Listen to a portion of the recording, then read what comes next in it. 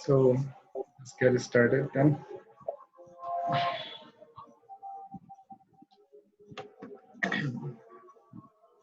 তুমি বলো। Assalamu alaikum. হ্যাঁ, Well, the coronavirus pandemic is actually changing the life as we know it on a daily basis. The outbreak of this pandemic is rewriting our future. And one thing for sure that none of us has ever experienced or anticipated something like this before. So this whole pandemic situation took us by surprise. It came so quickly before even realizing anything, before we could know anything. We all found ourselves stuck at home. So my point is the way we did things and the way we do things has seen an enormous change over the past couple of months. Now, the pandemic has hit us in unimaginable ways, with education sector being one of the prominent sector that has been extremely impacted by this outbreak. Like I said earlier, the outbreak itself is rewriting our future. Now, the big question tonight is, what is our newly changed future of higher education system in Bangladesh, the tertiary education system in Bangladesh in light of this crisis? Today, we'll be focusing on the impact and the aftermath and jump starting of higher education in Bangladesh. Certainly, there are so many concerns from everyone, so many questions up in the air, from students to parents, from academicians to policymakers surrounding the education system in Bangladesh. There are so many questions with educational institutions now shut for foreseeable future.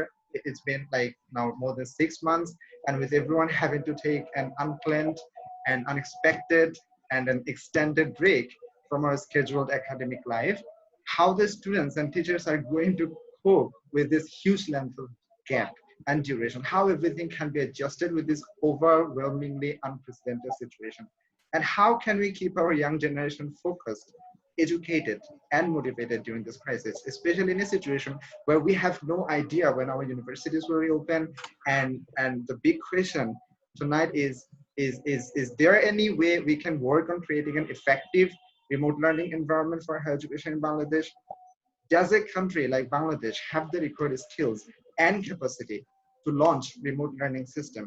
And if we happen to have at all of the infrastructure facilities in place, and if we happen to achieve the capacity and the required skills to launch this remote learning process that everyone is talking about, the next follow-up question is, what is the level of feasibility? How feasible and sustainable is it going to be? So how to address the socio-economic divide and the technological divide that we have in our society that is so deep-rooted in our social framework, while trying to fix the problem and coming up with a solution of remote learning, and how the use of technology can impact educators. So these are some of the questions we'll be exploring tonight in this live session with our highly erudite intellectual individuals as panelists. Welcome to a live presentation session, Jumpstarting Higher Education in Bangladesh. My name is, allow me to introduce myself. My name is Didal Islam. I'm currently pursuing my master's in economics at University of Chittagong, and I'm also serving as Vice President of Young Economic Society, the proud organizer of today's exciting, scintillating, and incredibly remarkable and a milestone event for years. So when I say the word milestone, I mean it. I mean, I was really careful that I'm not exaggerating. It is a milestone event for the years, in the sense that we have had the privilege of having almost like every teachers joining us today in this event. And some of the teachers are yet to join, of course. So this is undoubtedly one of the spectacular moments in the history of years, in the history of the department, and where we are having so many teachers joining us at the same time in the same event organized by YES. And I think it wouldn't have been possible had it not been for the outbreak of this pandemic and the lockdown. So this is, to me, is one of the nicest things that this lockdown gave to us, or at least this lockdown technically created a favorable situation for such an amazing event to happen. So before formally starting the session, I'd like to take a moment to express my deep gratitude to all of our teachers who are present here, to you and to everyone, because you have been kind and generous enough to make time from your really busy schedule and inspire us and encourage us. I'm especially thankful to our honorable Chairman Sir, Chairman of the Department, Professor Dr. Muhammad Al Ashraf Sir, for granting us the permission. Now we have here uh, all of our erudite professors, Professor Dr. Muhammad Abul Hussain sir, Professor Dr. Muhammad Alauddin Mujumdar sir, Professor Dr. Safir Islam sir, and um, and we have Professor Dr. Tarkul Hasan Choudhury sir, and we have who else we have? Okay, we have yes, okay. So we have um, okay, so and all of our respected teachers. So some other teachers are yet to join us. Hopefully they'll be here in any minute. Also, we are very pleased to have with us the President of YES, Mr. Mishuk Roy, the Vice President of YES, Mr. Mustafa Sakib, and the General Secretary of YES, and our alumni General Secretary of YES, Mr. Faisal, Muhammad Abdullah Faisal, and our honorable alumni, Mr. Rashid Bhai is here, and some of them will be joining us, inshallah. So hopefully that's what we are hoping for. So this is a huge moment of delight for all of us for years. I personally take pride in the role that I'm playing right now, and it is an absolute honor for me to be able to be hosting this magnificent event with our respected teachers. And yes, is absolutely proud and thrilled to have you all here. And I'm truly grateful to all of you. I genuinely appreciate your time, your encouragement, your guidance. Thank you so much for joining us today. Well, there will be 4 segments in this session. Now, in the first segment, there will be a brief introductory speech. Our General Secretary, Mr. Faisal, Abdullah Faisal, would offer a few words about the introduction of YES, and it would be a very brief introductory speech. And next, right after it, our Honorable Associate Professor Dr. Naim sir will give his presentation with his speech and offer his ideas about today's topic, jumpstarting higher education, tertiary education system in Bangladesh. In the third segment, we will have the floor open for every participant, including our honorable panelists, and it will be a Q&A session. If anyone has any queries or questions or confusions about the presentation that will be given, and it will be the space where everyone will be free to ask any questions that they have. So, and in the final segment, our honorable panelists will engage in discussion and offer their opinions about the presentation. So I know that I have taken too much of your time, and I was really excited for it. And I couldn't help myself. I couldn't resist the excitement that I was having. So I'm sorry for that. So without any further ado, let's jump straight into the first segment of our session. I hope Mr. Faisal is here, isn't he? Yeah. Okay, so we are moving to Mr. Faisal, and I'd like to request you to offer a few words introducing Youngcomers Society to all of our teachers. Of course, teachers know it, but to all the audience and just a formal session, I want you to be as brief as possible. Thank you. Thank you, Mr. Didar Islam, for this opportunity to say something in this paper presentation program on jump-starting higher education in Bangladesh, presented by Associate Professor Dr. Naim Hasan Choudhury. So I was asked to deliver my speech on a very specific, very focused topic, that is what is YES, introduction of YES. Nonetheless, I will take a detour to appreciate this gathering. First, I'd like to express my gratitude to our honorable and beloved teachers for making their valuable time to attend this program.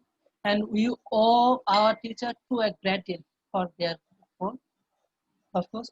And I'd like to thank the audience for making this program more beautiful. And I would like to thank the organizing team for this great endeavor.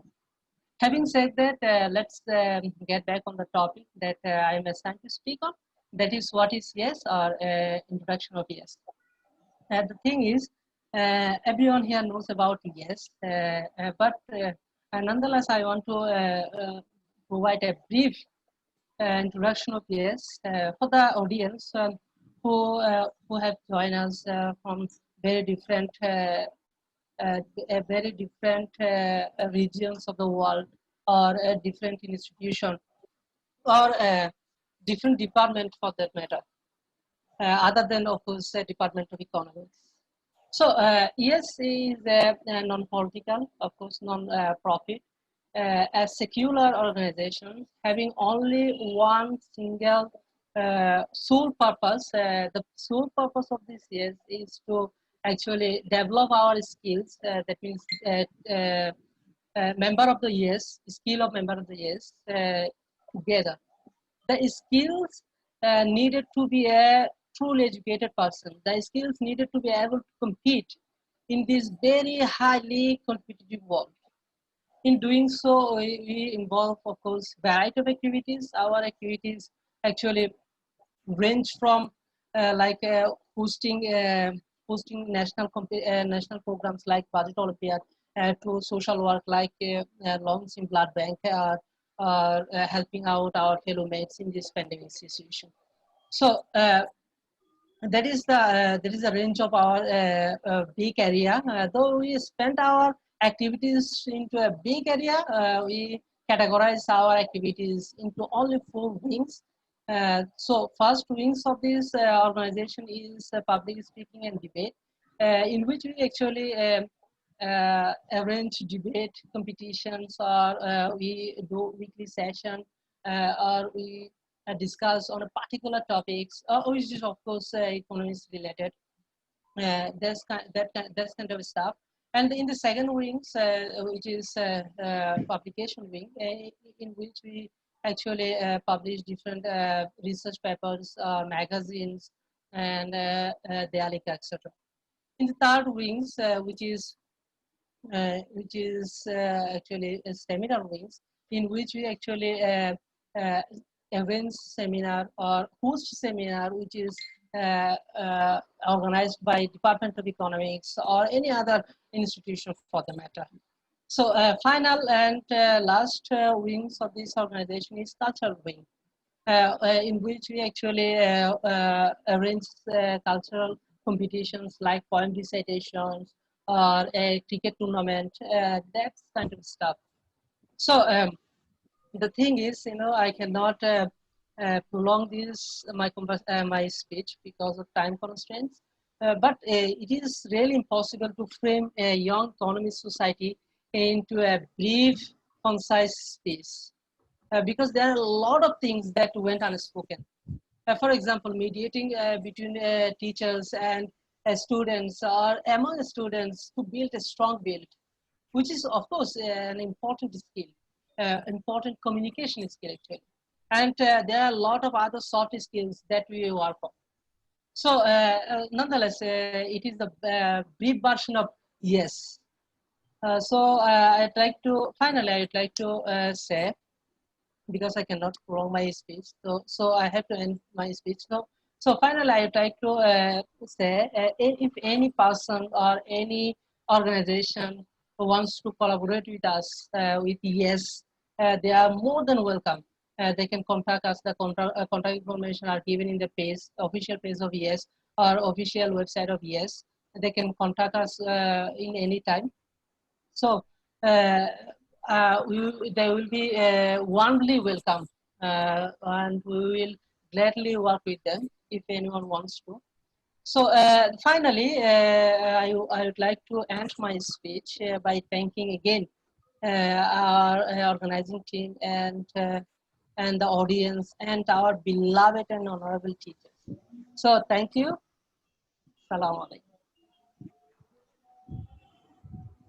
Thank you, Mr. Faisal, for your speech. It was informative. So I don't think we should waste any more time here.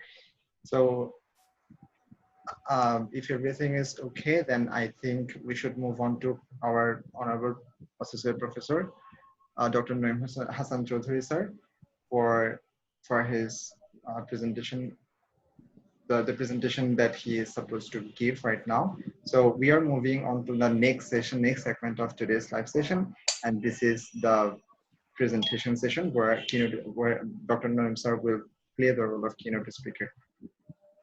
Sir, I'd like to request you to initiate your presentation. Yeah, thank you, Darul Islam.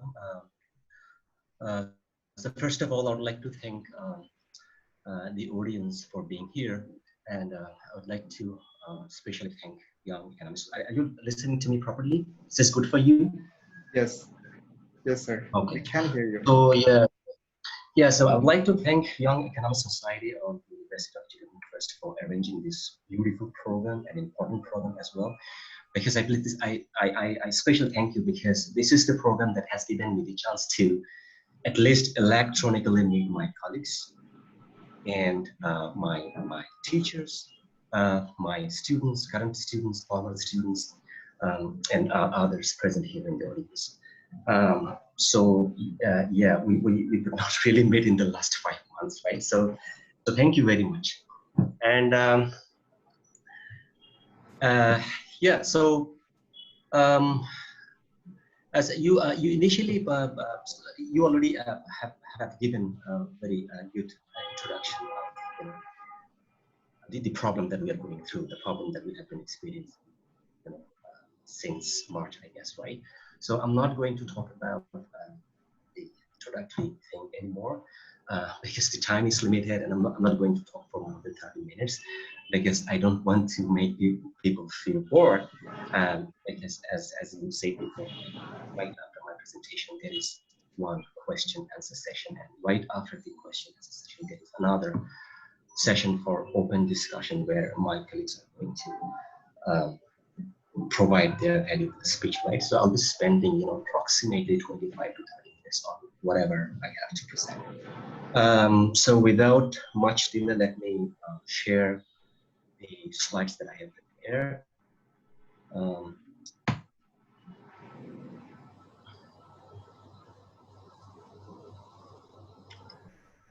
Here. Yeah, do you see my slides? Not yet, sir. It's, yeah, we can see that. So yes, so today's topic is jump-starting higher education in Bangladesh. I'm directly going into the higher education sector. We know that every aspect of life are affected across the world, and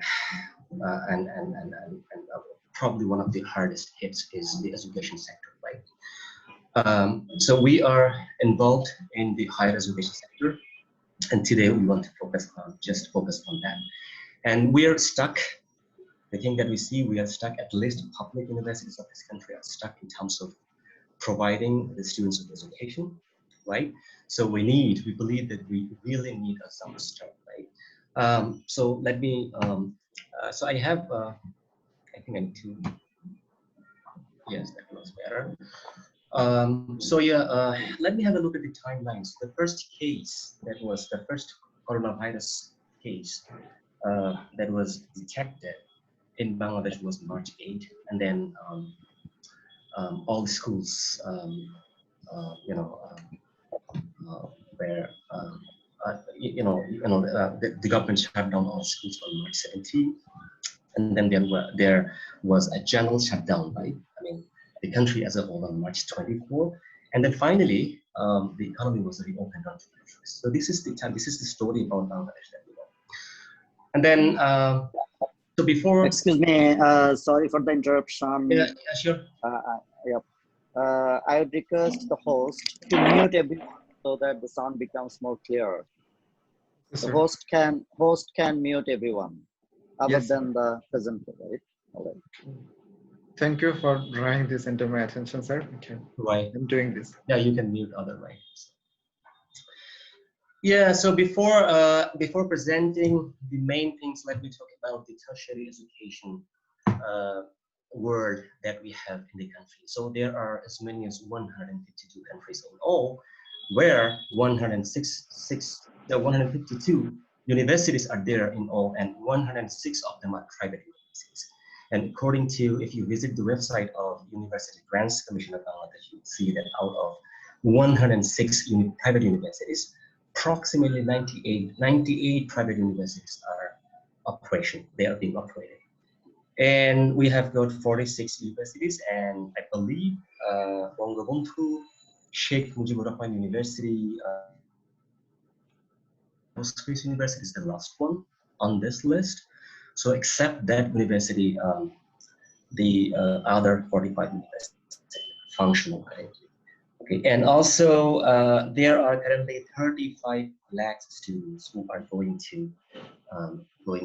are having tertiary level education in the country, and there are approximately 5 lakh students who are attending higher education, who are attending private universities for higher education, and also yeah, for national university that has more than 2,000 colleges. I guess there are 2,300 colleges under national university. So and so all these colleges together are teaching 20 lakh students, a little more than 20 lakh students according to the website of national university, right? And then we have the main teaching public universities. I mean the 46 universities, right? So these public universities, 46 public universities, there are a little less than 10 lakh, students are enrolled in this 46 public universities. So this is the size of the tertiary education, right?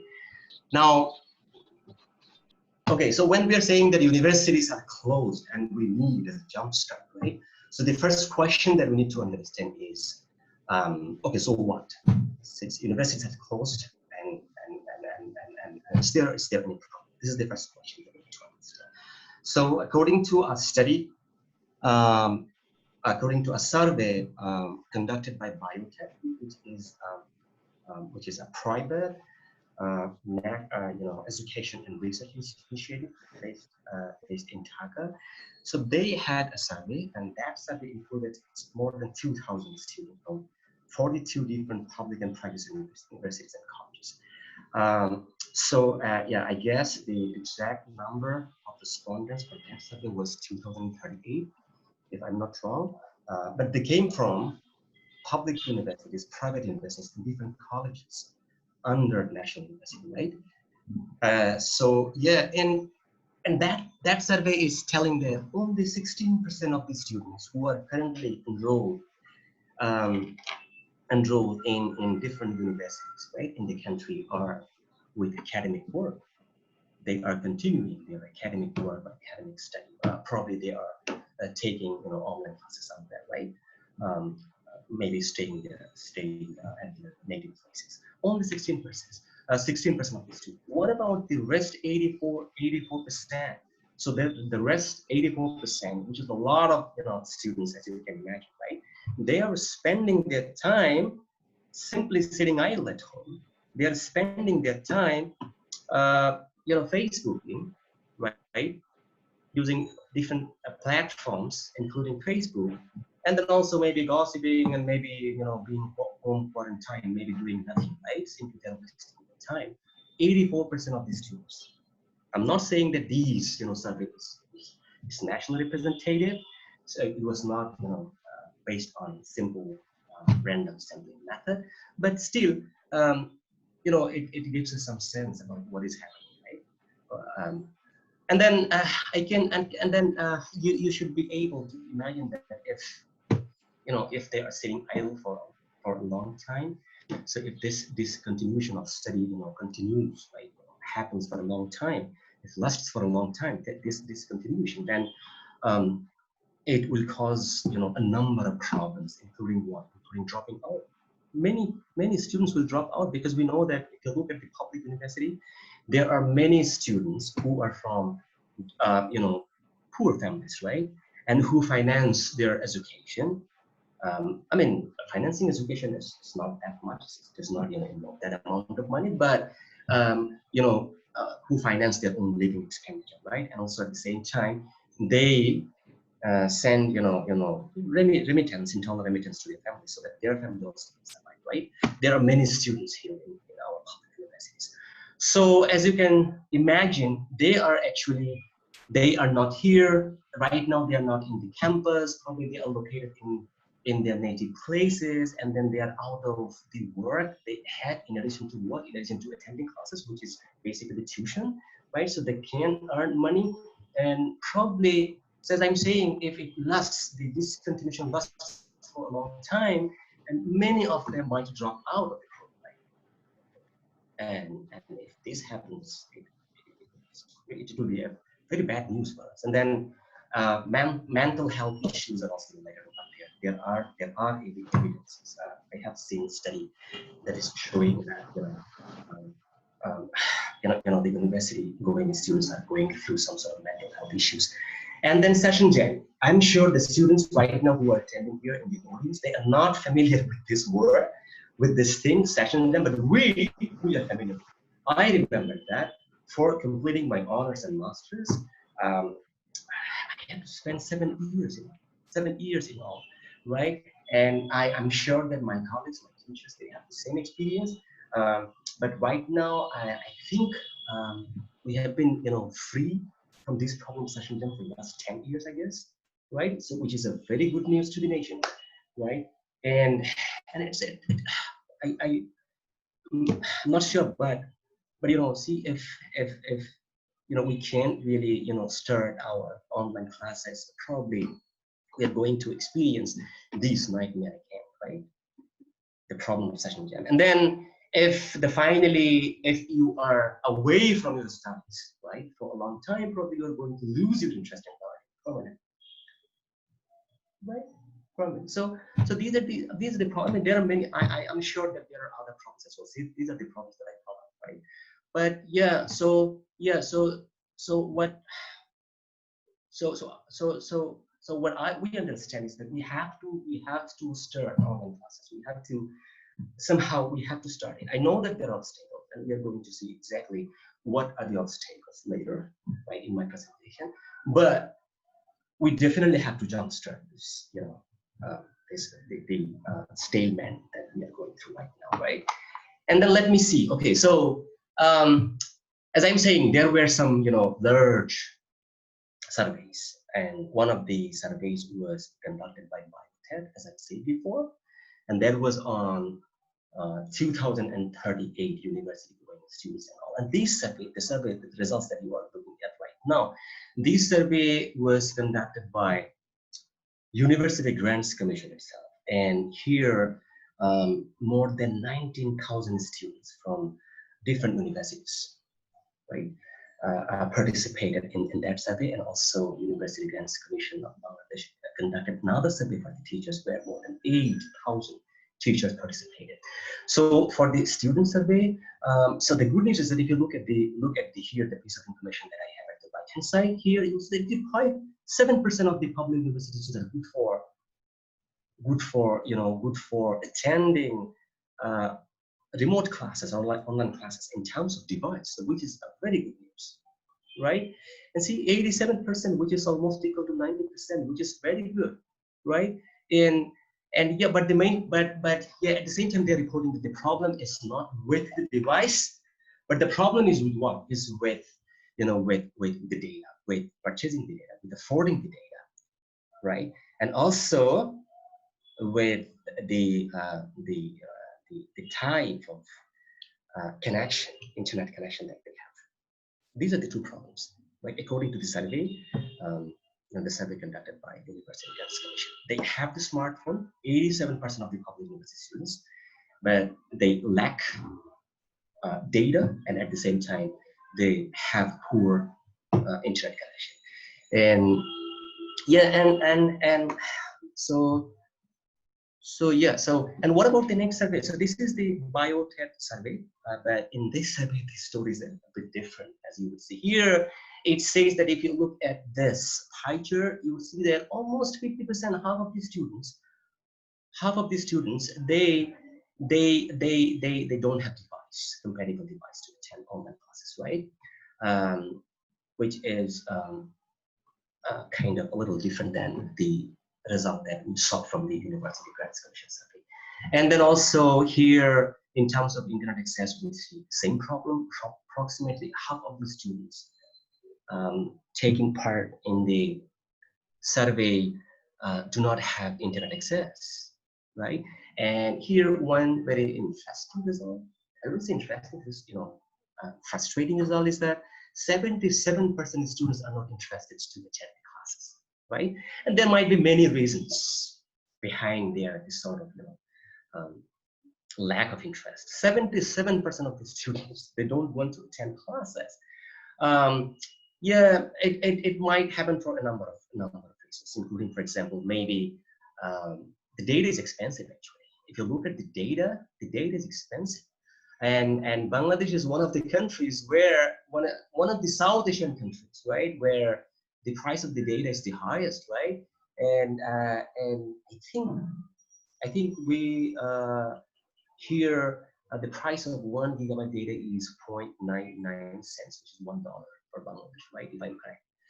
So yeah, and also if you are attending one average duration class, you have to spend 300 megabytes of data.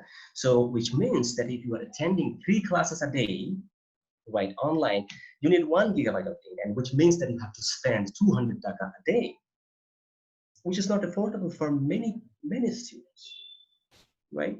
And this might be one of the reasons behind this lack of interest, right? And the students see, if you look at the right hand side, the pie chart that I have here down here at the right hand side, actually, they are saying that this is their perception for assessment. They are saying that assessment is not possible, it's not feasible.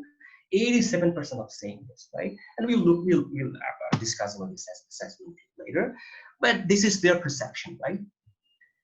So yeah, so if we look at this survey, it's kind of frustrating. It's very frustrating. And then, but the picture, captured by the users was better, right? At least to me, because 87% of the students, and that was for more than 19,000 students, right? And this is for 2,038 students. Again, this is based on the million sampling, so this is not nationally representative. But yeah, let me proceed with the presentation. So this is also interesting. What about the top technological university in the country? So I'm referring to BUET here, right? BUET had its own survey on its students, right? And they surveyed 5,000 students. 5,000 students from BUET. And then here, the top technology university in the country is telling that only 50%, approximately half of these students are good for attending classes, right? See, they have no issues. 53% of the students, right? They are telling that no issues, and then the remaining, they have problems of some sort. 22% can't afford data, and 5% do not have device, right? And then also 20% have internet issue, right? So this is the status of the students who are enrolled in top technological university in the country, right? Okay, so now in summary, so these are the 3 main barriers that we have, right? So students lack compatible device. A good device, it might be a smartphone, it may be a desktop, it may be a laptop, it may be a tablet, right? So that they can attend the class. And also they can't afford data, right? I gave you the price, the price for the data, which is expensive for many students, as you can imagine, right? So yeah, being unable to afford data and here with internet connection. So in many areas, you will see that right now, because the students, they are not located in the campus, right? Because since the campuses are closed, they are located right now in the native places, where the native places, in some cases, the native places are located in chor areas, and then also in hilly areas, right? And also in islands where internet connection is weak, right? So we can imagine that. So even if you have access to data, you have data, but the data or the internet connection is not strong enough to make you successful in being connected with the remote class, right? So these are the main problems, 3 main problems that we see from the students' perspective based on the 3 main surveys that we have. Now let me see what else I have. And then now let's have a look at the private universities. Private universities have already made it. That's the good news, of course, right? Because if you remember that statistics that I gave you before, there are 106 private universities, and approximately 5 lakh students are going to private universities. So this is big in size, as you can imagine, right?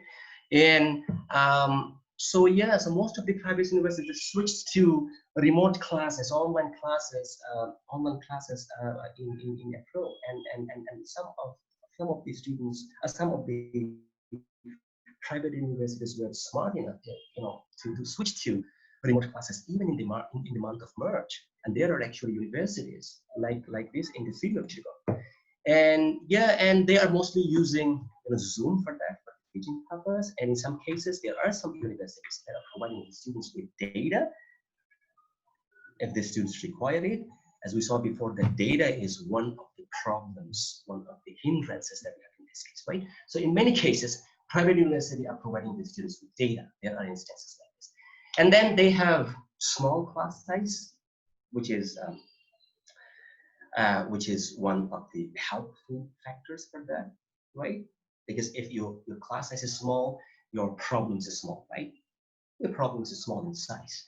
So yeah, that helps them. And finally, they have flexibility with decision making, about everything, right? So when you are switching to a completely new mode of, educating people, right? Giving lectures, and then you have to decide on many things which are new. For example, assessment, right? And assessment, and also, for example, assessment and other things. For example, there are so many different types of things that you need to decide on, right? So there is flexibility.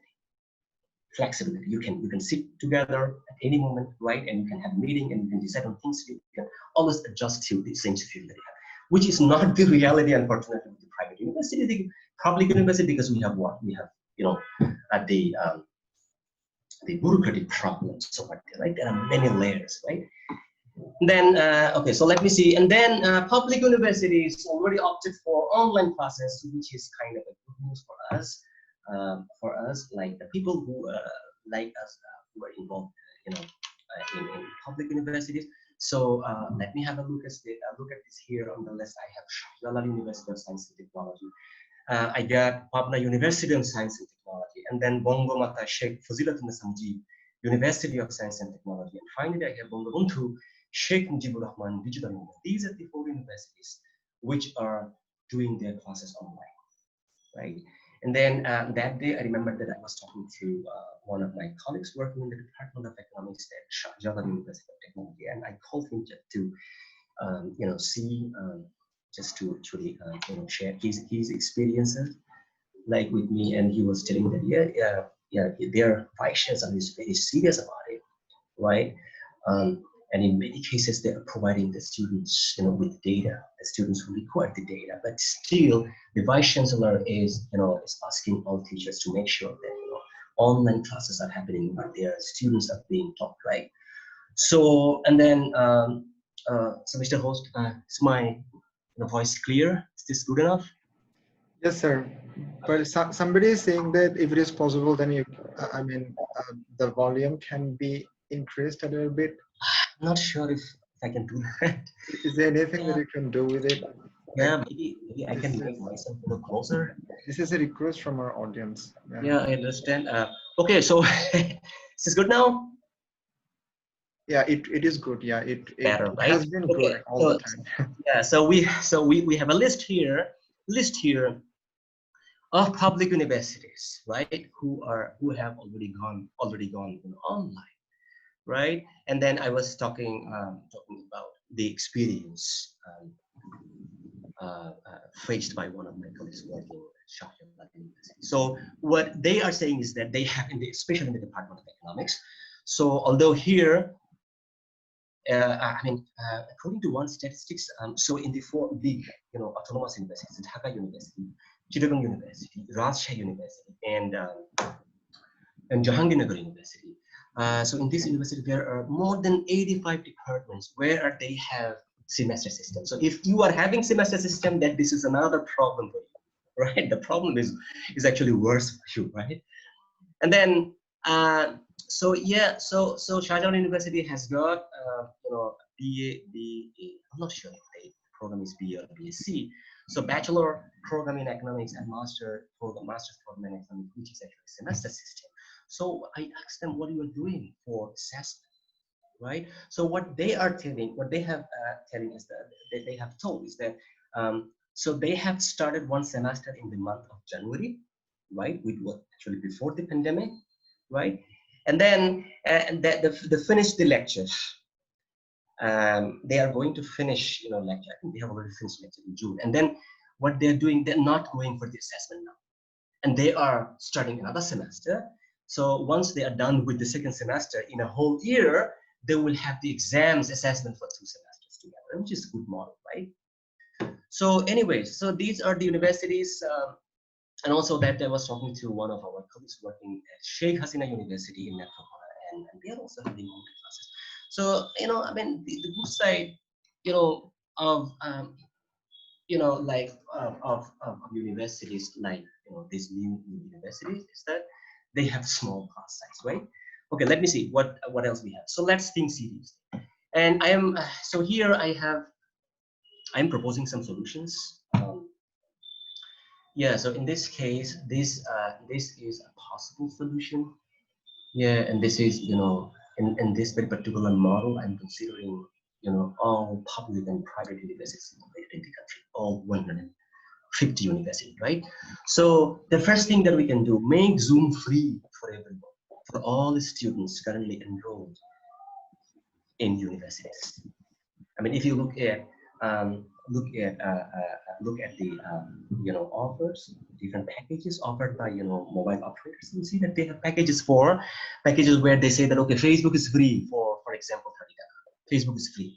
So why not why don't you make Zoom free for everyone? So that day I had actually another discussion with Professor Dr. Hanif Siddiqui, who is working as working in the Department of Computer Science.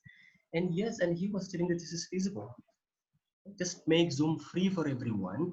And the good news is that the way the teachers working in the universities, we already have, we are already registered with Zoom, uninteractive Zoom. We can use this in an uninteractive way, which is good. We already have that, right? Just make Zoom free for all students.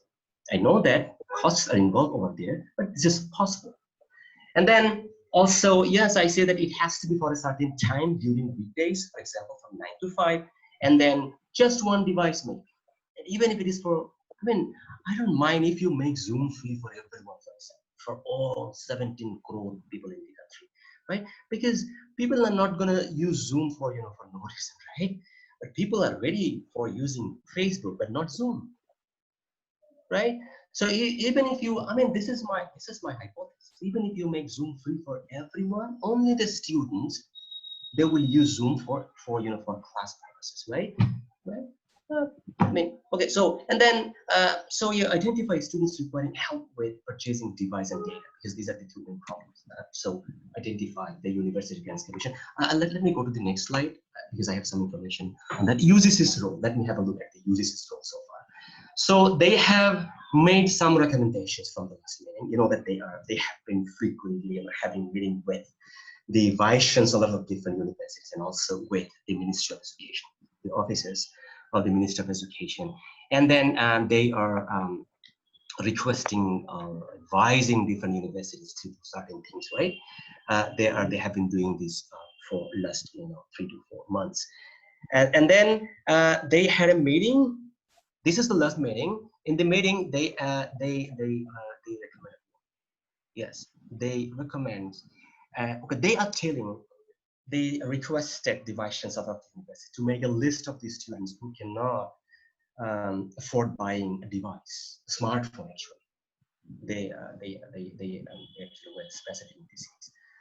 So make a list of the students who can't afford buying a device, a smartphone, and also who can afford data. And we are going to provide, I mean, the ministry, with the help of the ministry, of course, provide, maybe, I'm not sure, to provide the students who need help with this, we are going to provide sub loan, or we're going to provide the device, and also with high-speed internet facilities, which is free.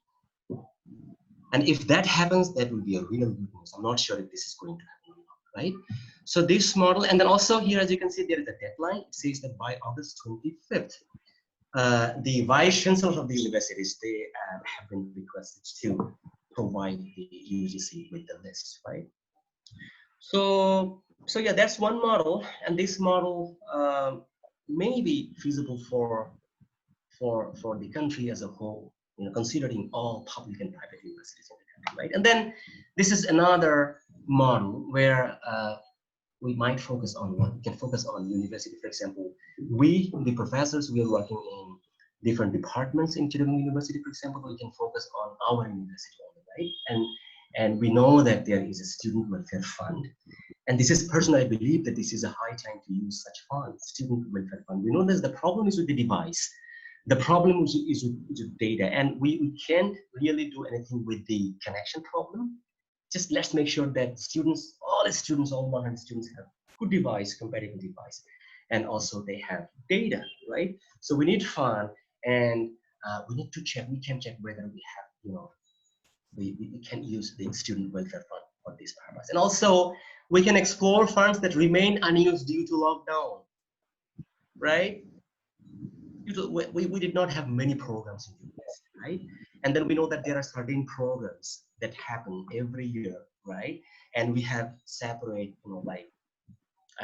funds, dedicated funds for these programs, and we have to check. We can check whether we have unused funds like this, and we can use these funds, right, to help students, to help the students who require help.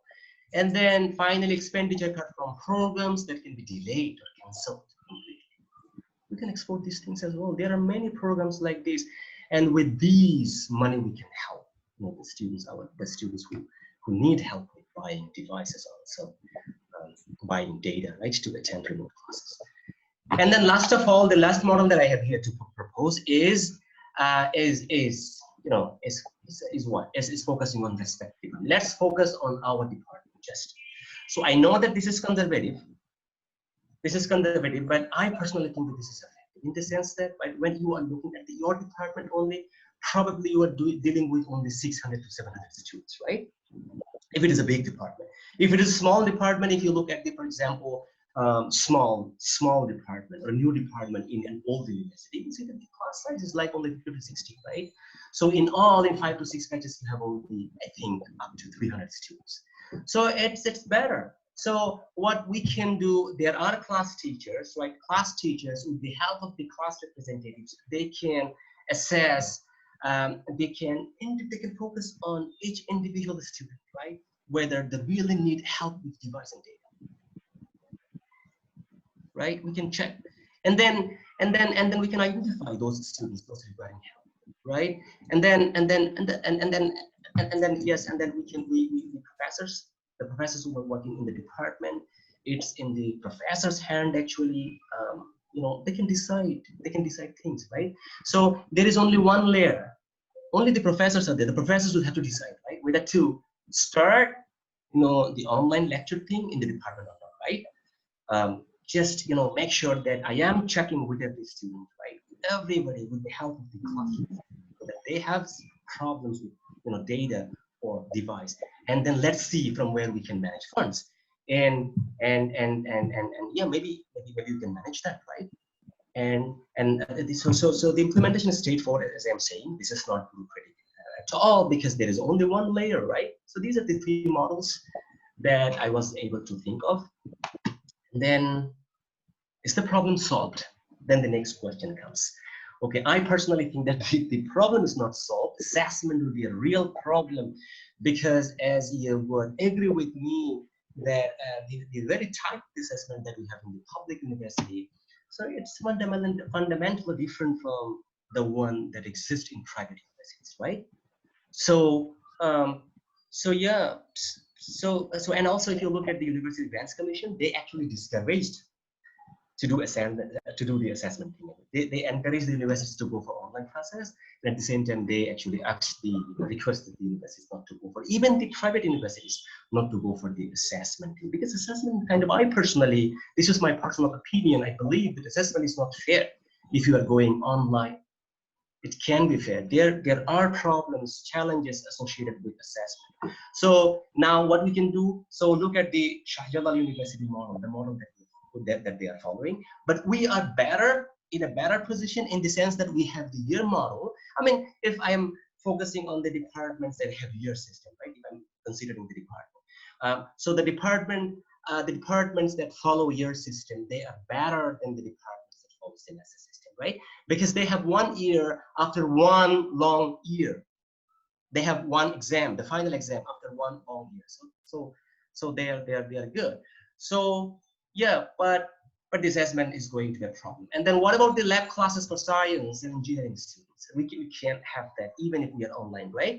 And this is understandable. And also there are some other problems, like for example, if you look at the econ program or the other program, for example, mathematics programs, or for example, many programs where in the courses you will see that we need to teach equations, right? We need to deal with mathematical derivations, right? So if you are teaching online, this is another problem, right? Maybe you have to use some sort of board, at the backside, and maybe there are some students will see it, probably some students won't see it, so there are problems. And then also load shedding is another problem, even if you have your device, even if you have your data. So even if the internet connection is good enough to attend the class, right? If the electricity is gone, you are in trouble, right?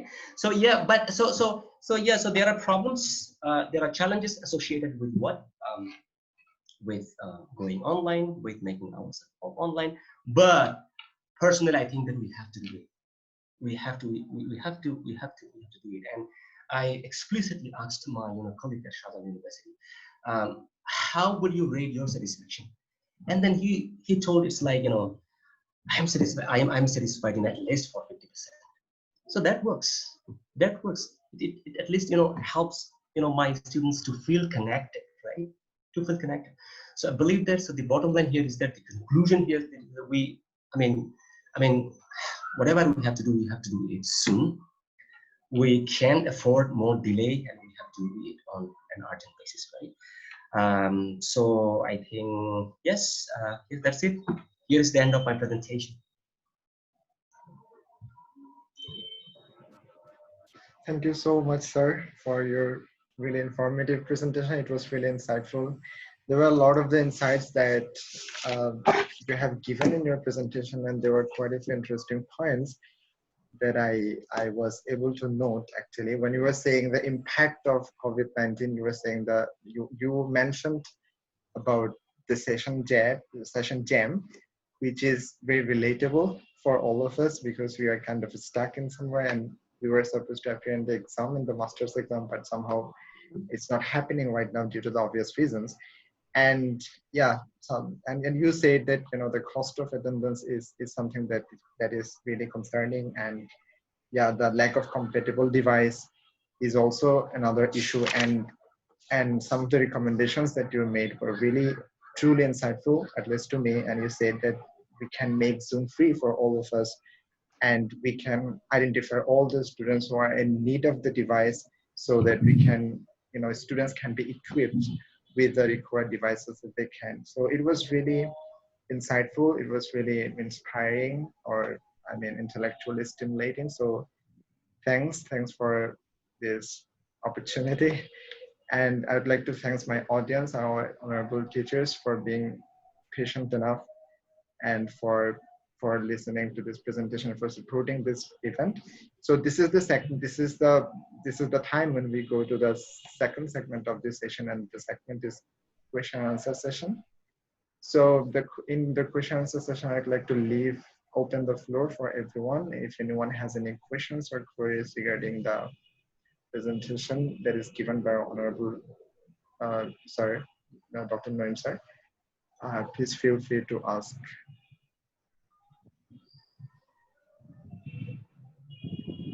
Is there anyone? And then actually, I'm sorry to interrupt. And after that, actually, we have another session for open yes discussion, right? Yeah, this is for the question, but I'm not sure if I would be able to answer the questions that you have in mind. But yeah. Well, I have a quick question. Naim. Yeah, sure, go ahead.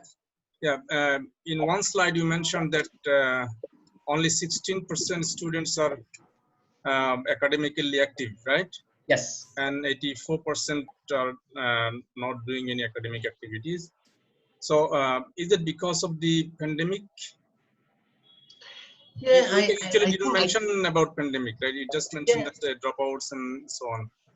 So also the survey does not specifically say it, right?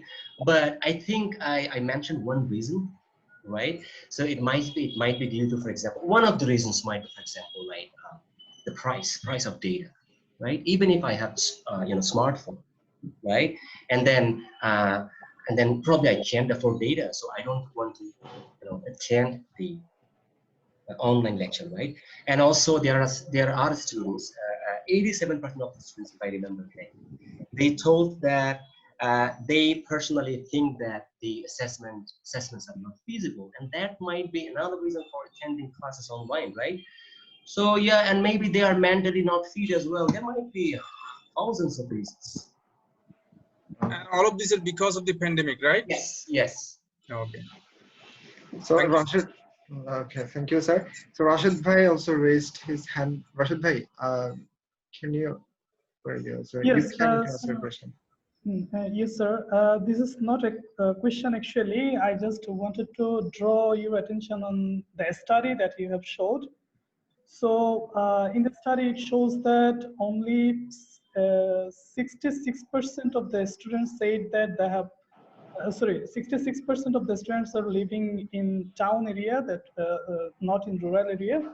But more than 55% of students said that, around 55% said that they have issues with internet connection. So it looks like not maybe not believable or something.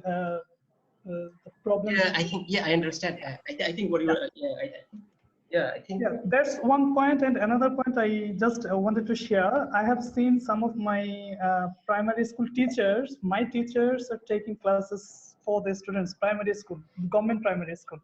So That's just good. wanted to share that. Yeah, Okay, that's thank very you very good much. because see, we could not do this. But our colleagues at the primary level, they're doing this, right?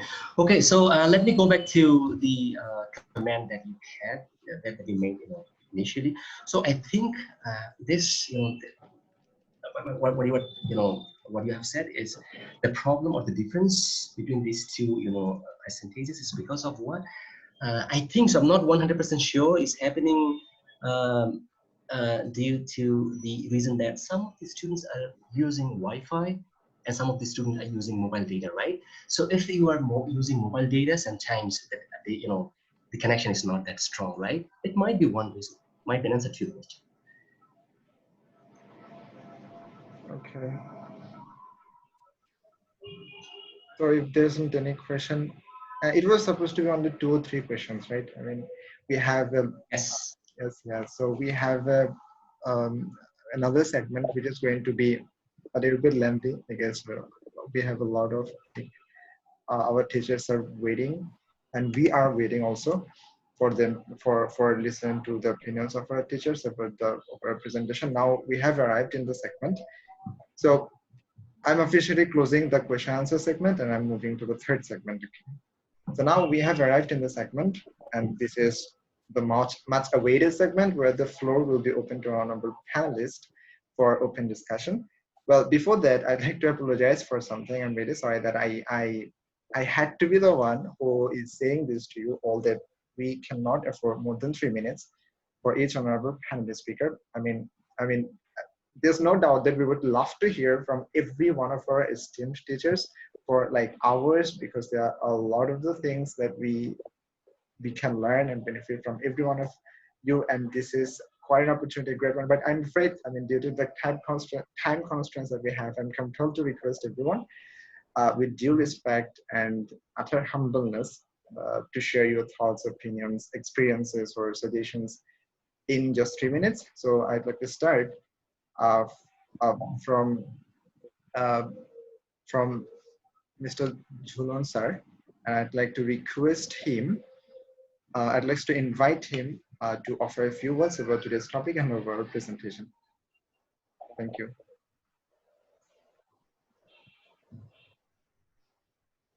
Sir, Jhulon, you have to unmute yourself. Okay, can you hear me? Yes, sir. We can hear you. Okay. Okay. Thanks to all, and thanks yes for arranging such a nice and beautiful webinar. And I would like to thank Dr. Naim Hasan for presenting beautiful topic. And actually, this is very time-provoking topic.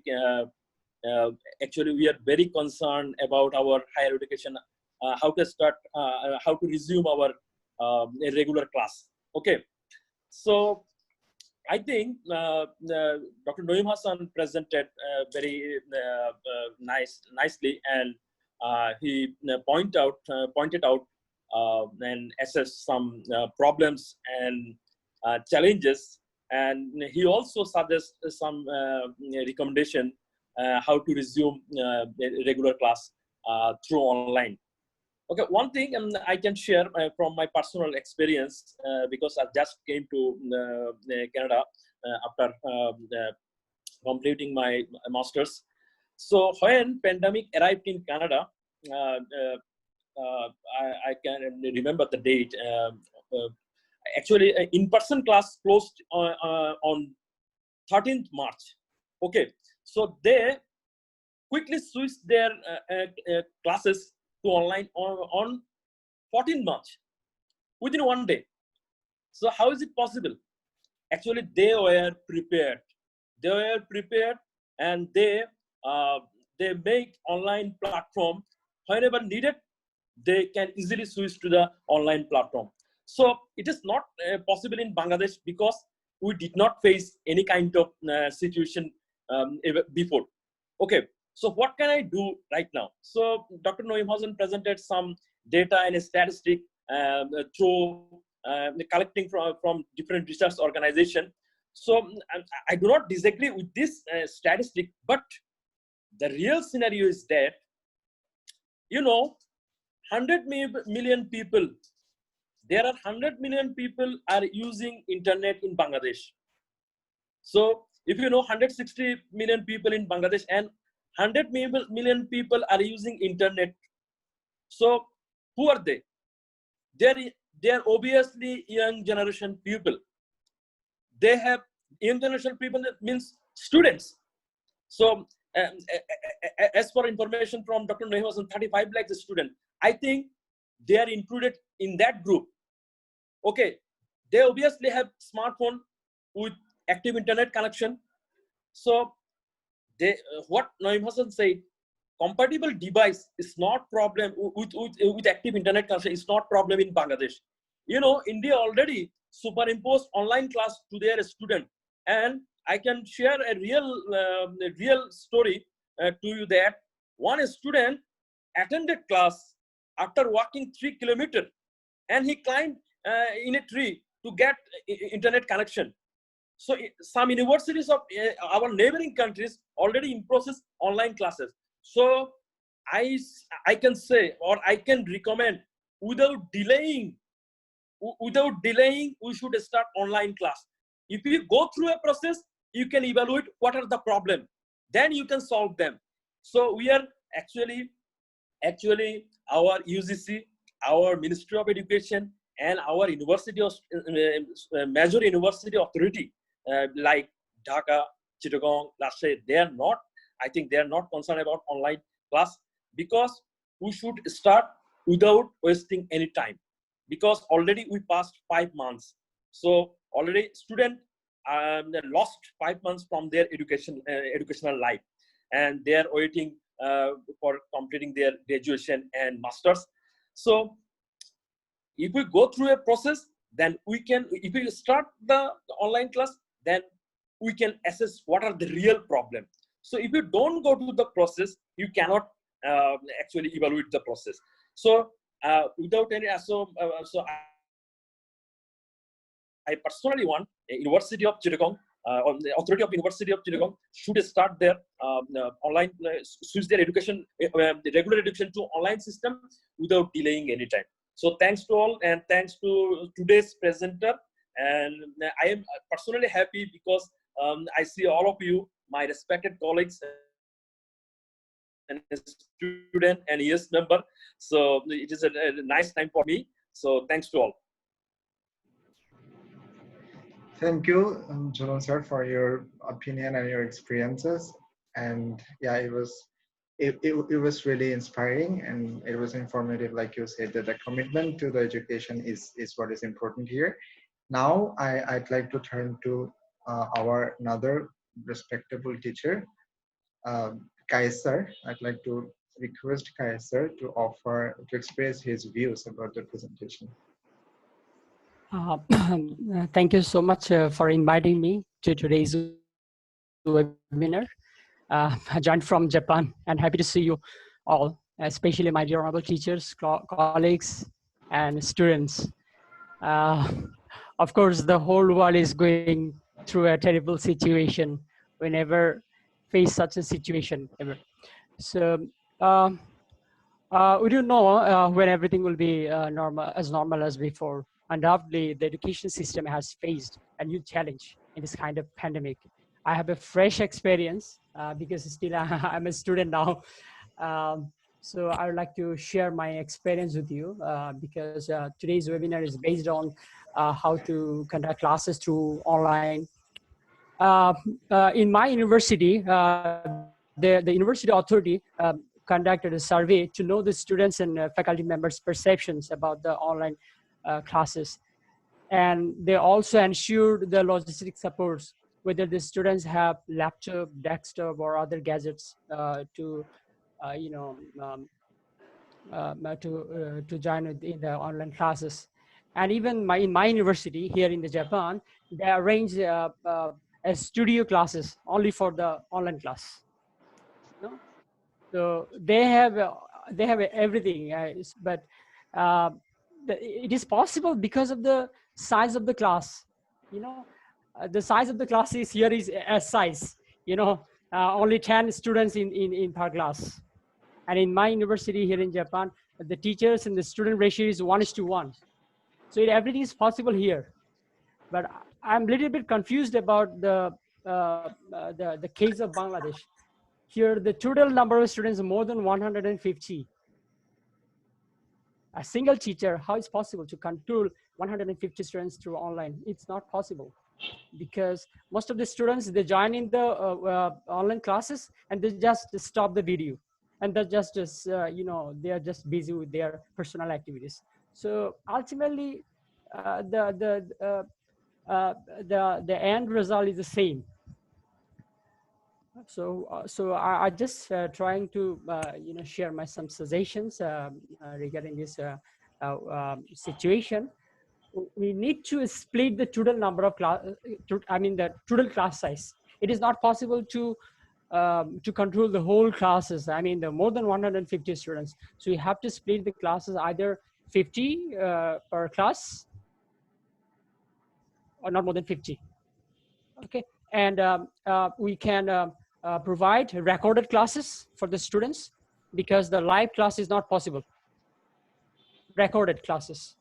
We just recorded the classes and then we upload in some virtual drive so that the students can download anytime, wherever and whenever they want. They can easily download. And we can also utilize the social media like Facebook. Naim Hasan already mentioned that social media, most of the students in Bangladesh, they're familiar with the social media. So we can also use the social media in the online classes. And another challenge is the assessment system. In our traditional assessment system, we just conducted 100 marks exam in the classroom or in exam hall. But in our online classes, I don't know how it's possible to conduct exam. So in that case, we need a variation. We need a variation in the assessment system. So like some case studies or assignments, or even open book exams is possible, because in my last semester, most of the professors, they conduct exam through, in the form of open book exam. So and there is no alternative way. So somehow this is the way. This is the right time. We have to start classes through online because it's already been 4 to 5 months already gone. So students are passing their time with lots of frustration. So better to start classes through online.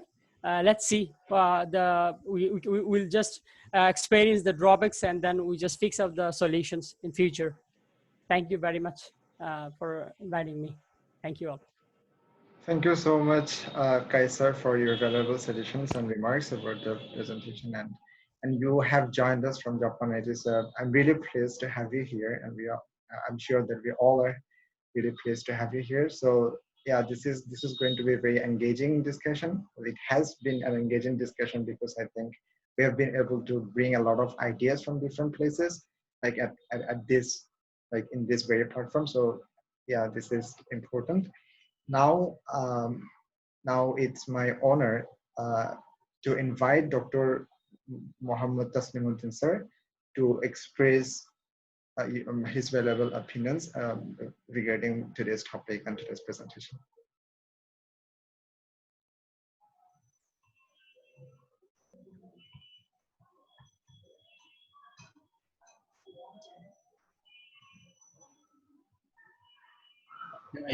I'm sorry, I think he got disconnected. Okay, so have you lost him? Yeah, it's really challenging to keep track of everyone here. Right. Yeah, I'm sorry for that. Sorry for the inconvenience. Now then, well, in the meantime, then we are turning to Mohammed Murshidul Haq sir, and I'd like to invite him to share his thoughts about today's presentation.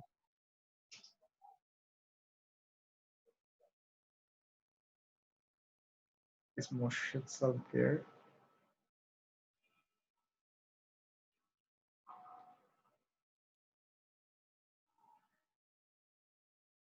Is he? Is he participating? I don't think so. Morshidul Haq is participating. Yeah, I think I saw him once. Yeah. He got disconnected. Has joined us. Sir has joined us back. Yeah, So, joined us, but not until back. so He joined us earlier. I'm not okay, so I think we should we should turn to another speaker. So now I'd like to invite our Nun Nabi sir for offering his experience and presenting his views. Okay, thank you, everybody. I was just actually wondering whether we need to discuss that everybody should have some discussion or not. Actually, usually in this sort of sessions, people who are eager to discuss something, they should be welcomed. Anyways, since I got the chance, I want to discuss something. So first of all, thank to Naim for the nice presentation, and it was time worthy actually. We wanted that. We should have sort out the problems pertaining to the tertiary level of education. And one thing that is just to have a clarification with the information he used in the slides, that the information that you have used in the, I'm just actually wondering whether those are from same survey or different survey, especially for the percentage, right? So if all information survey, then it's more meaningful rather than having various surveys. So then the percentage must be, if they varies, then actually, yeah, there might be something to think more. Okay, that's the queries. Maybe he'll discuss in his session later on. And another issue that I wanted to discuss actually, the issue he discussed today is the one side of the coin, that the other side actually. So other side is regarding with the faculty members, right?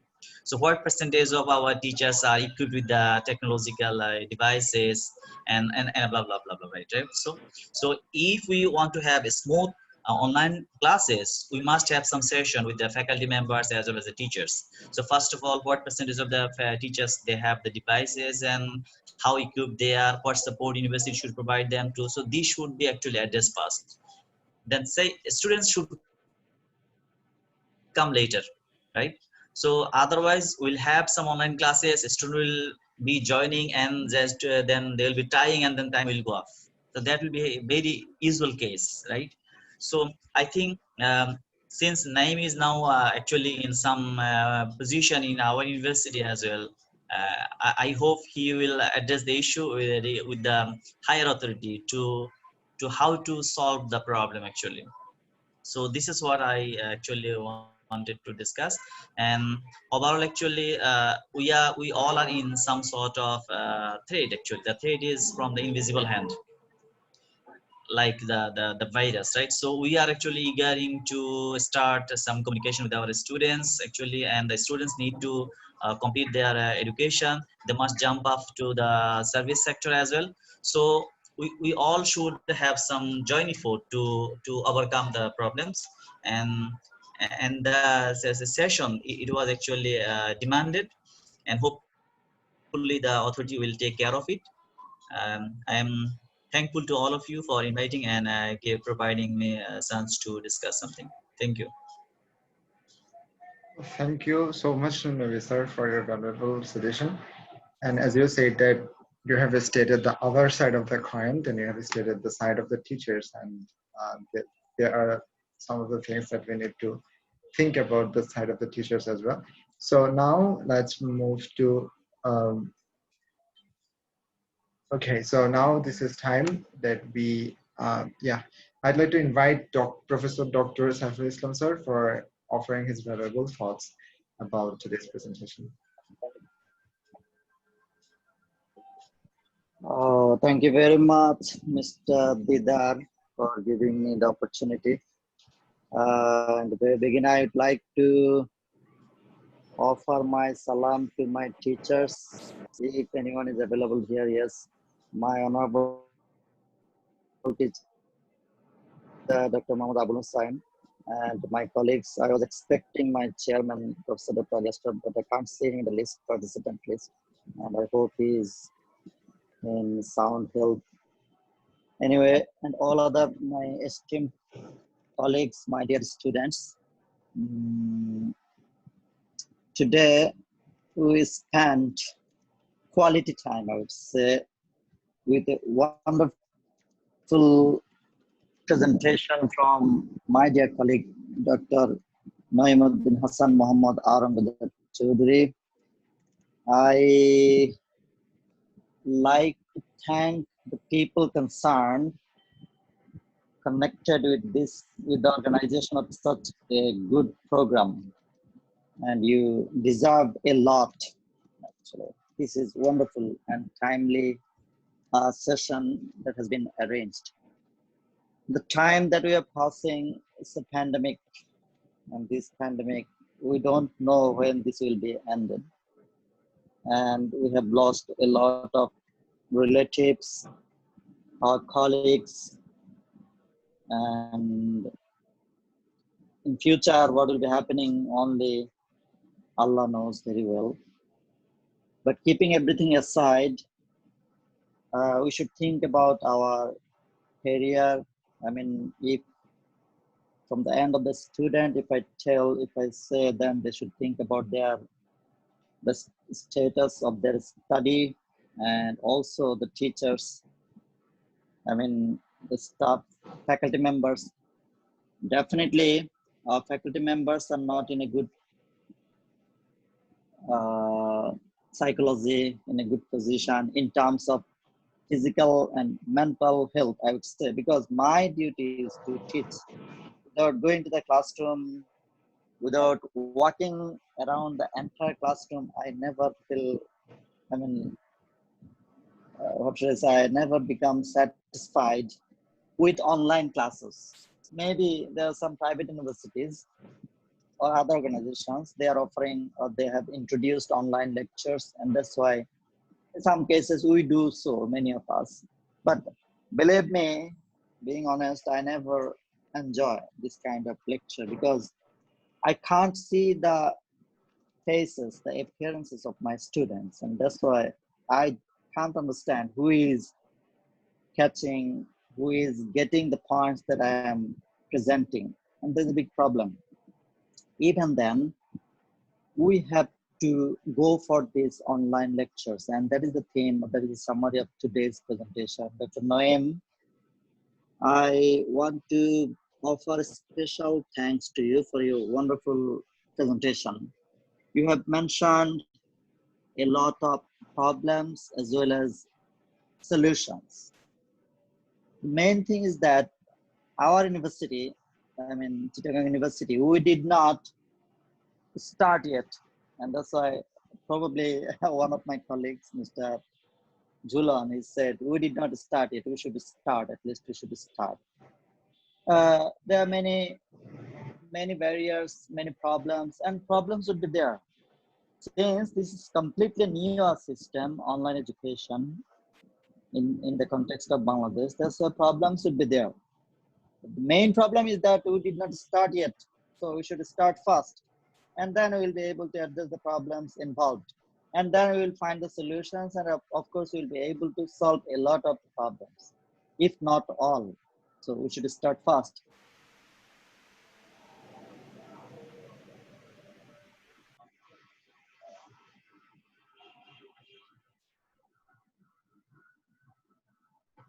Hello. Is it disconnected? Is there any technical problem? Should we wait for him to come back? Yeah, sure. Dr. Naim, he suggested Zoom, and there a certain point of time, if we reduce or unlimited for, that will be best. I'm sure that will be the best. But is it possible? I don't think it's in very short run, government or any other regulatory bodies, they will be able to provide free Zoom. In that case, I would suggest to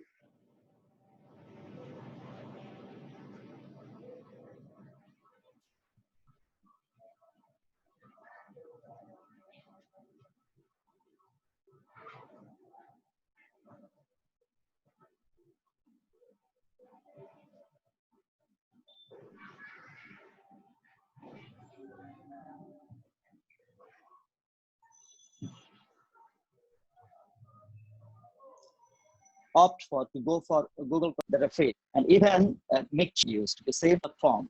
I would suggest all my colleagues as well as the students to be familiar with this platform. And personally, I use that, and I find it suitable for offering lectures as well as giving assignments.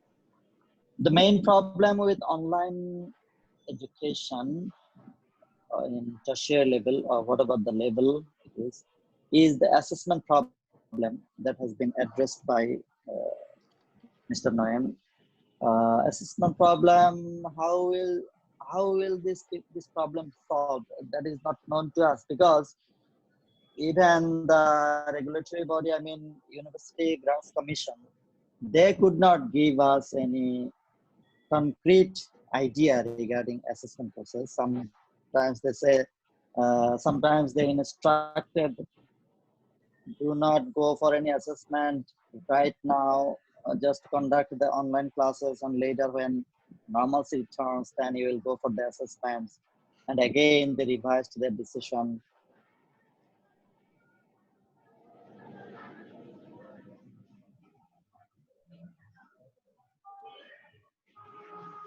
Assignment based. And I think if this situation continues, if this pandemic continues, we have to go for assessment, and then the assessment system may be based on the mixture of what I said, assignment as well as viva, and the viva should be like one-to-one. Since it is one-to-one viva, then the students will face viva by switching on their videos, and that will be more effective. Because if we give the students some kind of assignments, what they will do, they will copy from one another, and that is a big problem. And I know there are some solutions as well, because if you give more sets of questions, more sets of assignment, then it is possible, at least to some extent, we can solve those problems. Finally, I would again reiterate to introduce online lectures, especially in our university, Chittagong University Authority. I would urge Chittagong University Authority to give appropriate right instruction regarding the introduction of online classes as well as assessment. And finally, I would again thank you all who are involved in organizing such session. And again, thanks to all students, my esteemed colleagues. Thank you very much. Thank you so much, Dr. Safir Islam sir, for your encouraging comments and for adding some of the additional points with today's presentation given by Dr. Naim Hasan sir. And one of the things that you have said is particularly relevant for in this context is the mental health, and it is something that has been mentioned by Naim sir as well. Mental health is something that is really a concerning issue for everyone, and it is something that we all have experienced over the past couple of months. And apart from that, you have urged the authority that we should start it, because if you don't start it, we don't know how the problems are going to be, and we cannot work trying to fix the problems that is going to happen along the way. So after that, I'd like to turn to Professor Dr. Tariqul Hasan Chaudhary sir. I'd like to request you to express your valuable opinions about today's presentation. Sorry. All right. Since there is a time limit, I'm not thanking yes or no. I quite like the title though, jump starting. Jump start, we typically use it for a car that's battery is down, you know, so it need to push to get started. And that's the case here. We need to get our higher education system to be started.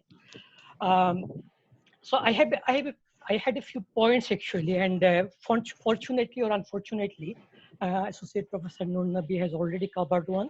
So thank you, and I'll come to that. What I get from Naim's presentation, his suggestion, and UGC's recommendation is that as soon as we provide students with data, free data, and or smartphones, the online class system that will be jump started will be inclusive of all students they're going to start. That's the assumption. Now, is that so? Kayas already gave us some idea that that may not be the case. So let me share with you a little some of my experience with our students, our very own students. Early in April, first week of April actually, I thought that I should informally start an online Google Classroom classes with the students I used to teach in my department.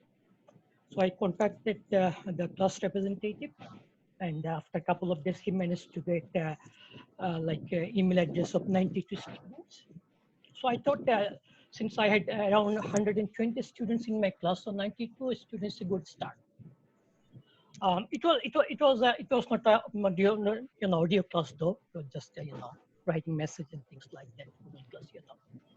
So I assuming that the student didn't have the textbook or any materials, I decided to give them some book chapters and materials, things like that. So I uploaded the materials, even a couple of videos, and then asked them if there is any question, so if they can pose the question, and so that we can discuss this. How many students responded? Can you guess? 4. 4 students responded, and those also just thanking me for posting the materials and this and that. So that's my experience with the Google Classroom. So much with Google Classroom. But well, if it is audio based or something like that, then things might change. You never know, things might change. So that's the one. So what I'm actually suggesting is that students need to play a role as well, because it's a university education. It's not like primary school students whom their parents are saying that look, sit before with the laptop or whatever you teachers in the other side of the internet, so you have to attend the class. It's not like that. Students have to be proactive as well. I think that's one thing that we have to mention. And about the suppliers of the online classes, we already covered that one, so I'm not going to that one. But I have this question. the online classes that we'll be taking, are they going to be substitute of the whole syllabus, or is it that we'll be needing to take classes once that things get to new normal? I think that's something we need to think about. Well, if it's a substitute, if it could be either substitute or it just to keep a student busy for the time being, so that they cannot, that they don't become, or they don't become detached from the education or things like that. All right, so that's the one. I think that's sort of, yeah. I think that's basically what I wanted to share. Okay, thank you very much. Thank you so much, sir, for your really lively comments on today's presentation. And as you said that, yeah, the students also have a very important role to play in here. It's not only about the authorities, higher authorities, the encouragement of the students also that is important here, and that is something that has been mentioned by our Julian sir as well. He also mentioned about the commitment to the education, like how we are committed because we are grown up now and we have our own responsibilities. So this is something that is also I think worth mentioning here. Well, after that, I'd like to invite Professor Dr. Alauddin sir for presenting his views on today's presentation. Okay, thanks to the members of YES for arranging such a nice webinar. And thanks to my esteemed colleagues. And also special thanks must go to Dr. Naim for his fantastic presentation of a complex topic in a very nice way. Actually, let me first share a feeling. If you ask me, what are you missing? I would say only one thing. Actually, I miss being in front of the students in the classroom. It's so boring. Remaining uninteractive with the students. So boring. Anyway, I'd like to just say a few words. I'd like to add some points to what Naim expressed in his presentation. Naim actually mentioned 3 barriers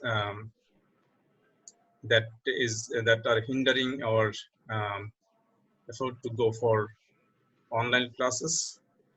I'd like to add one more, which I think more acute, that is the problem of power supply.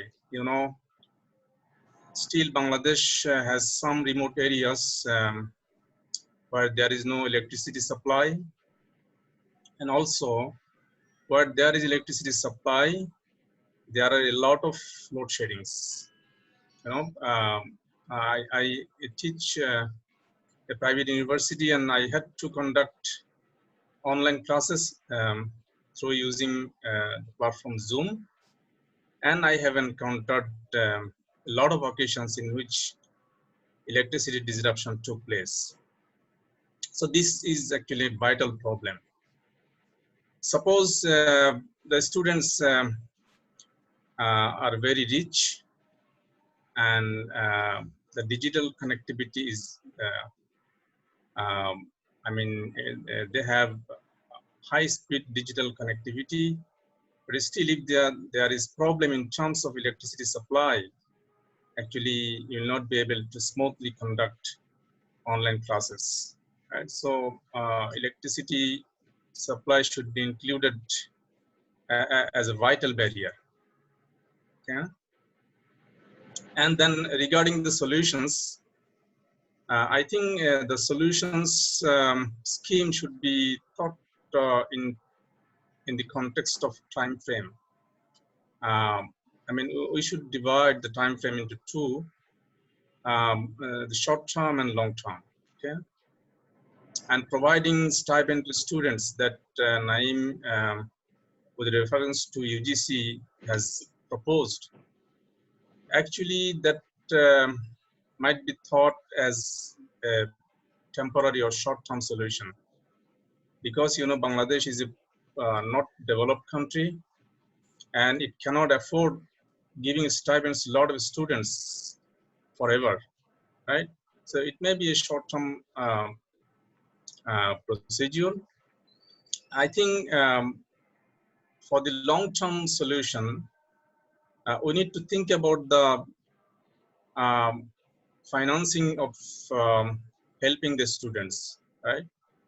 I mean, you can think of providing student loans, and for that you need money. So where does the money come from?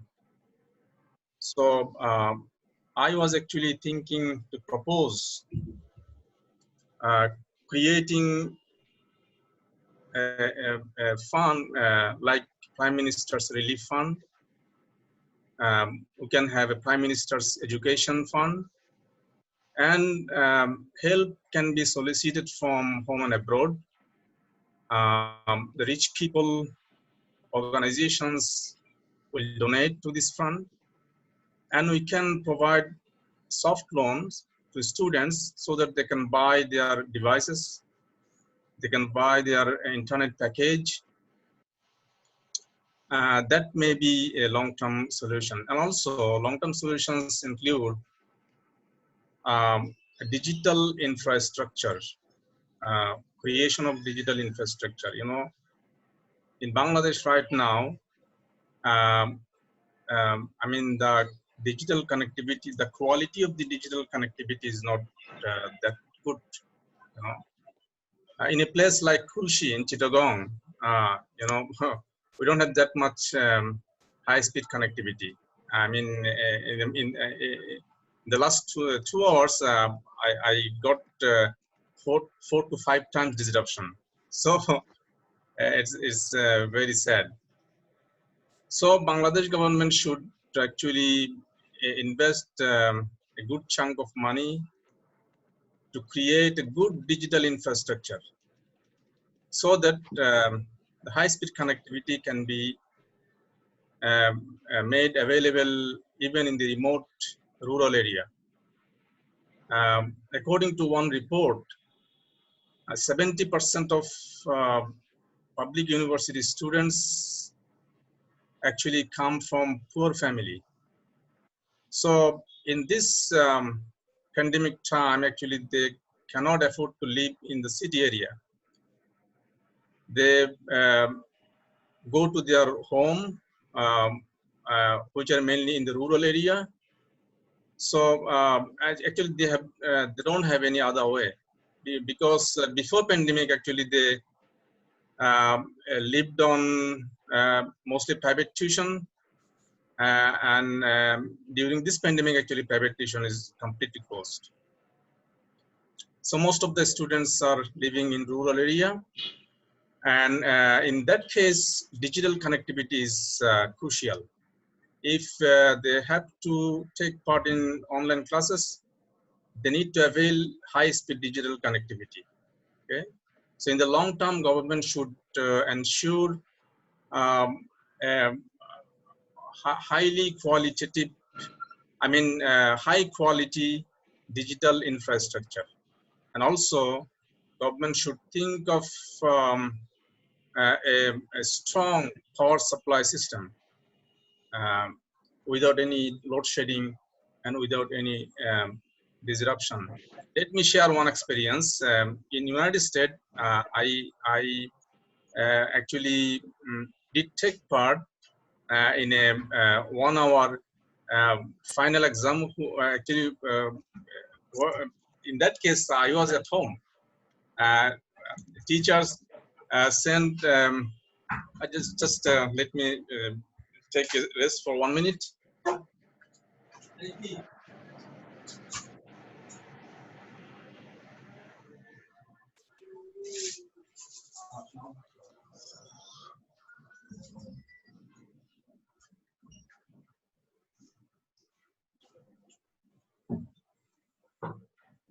So he sent us the question just on time at 10 o'clock, and the exam time was only 1 hour. And then after our exam is done, we have just sent back the answer sheets. So that was possible because of the fact that the electricity supply is quite uninterrupted. And during the 4 hours stay in the United States, I faced only one disruption, and that was for 1 second. Can you imagine? So if you can make that in our country, actually in that case, assessment would not be a problem. You just take the exam and give the exam, and students will remain at home. They will take part in the exam, and they will get back to you after they are done. So that's all from me. Thank you very much for giving me the opportunity to talk a few words. Thank you very much. Thank you so much, Alberto, sir, for your thoughtful comments about it. And you were talking about class interaction, and yeah, so how much you miss your students and miss your class. And I can assure you of that, that we also miss the class. We also miss your class, and everyone here, all of the faculty members, the classes. And some of the students actually is commenting on the comment section. They're saying that it's really good to listen to you and see your faces after like ages. So yeah, so I think it's Okay, thank you. kind of a two-way feelings. So and there are a lot of interesting dimensions that you have actually kind of brought to light, and you were talking about time frame, how to adjust with the long-term context of the solution. And you said that your recommendations included like creating a fund for providing the soft loans and exploring all the financial options that we can think of. So to facilitate all those infrastructural advantages that we need to work with the remote learning system and everything. So it was very informative, and it was really informative and inspiring. And thank you for giving your time, and thanks everyone. So Thank now you. I think I'm sorry that I skipped Mulika ma'am. I'm really sorry, and I want to I just turned to her, and I would like to request her to. I mean, it was supposed to be before that, but somehow, yeah. So I'd like to request her to express her views about today's about today's presentation here. Okay.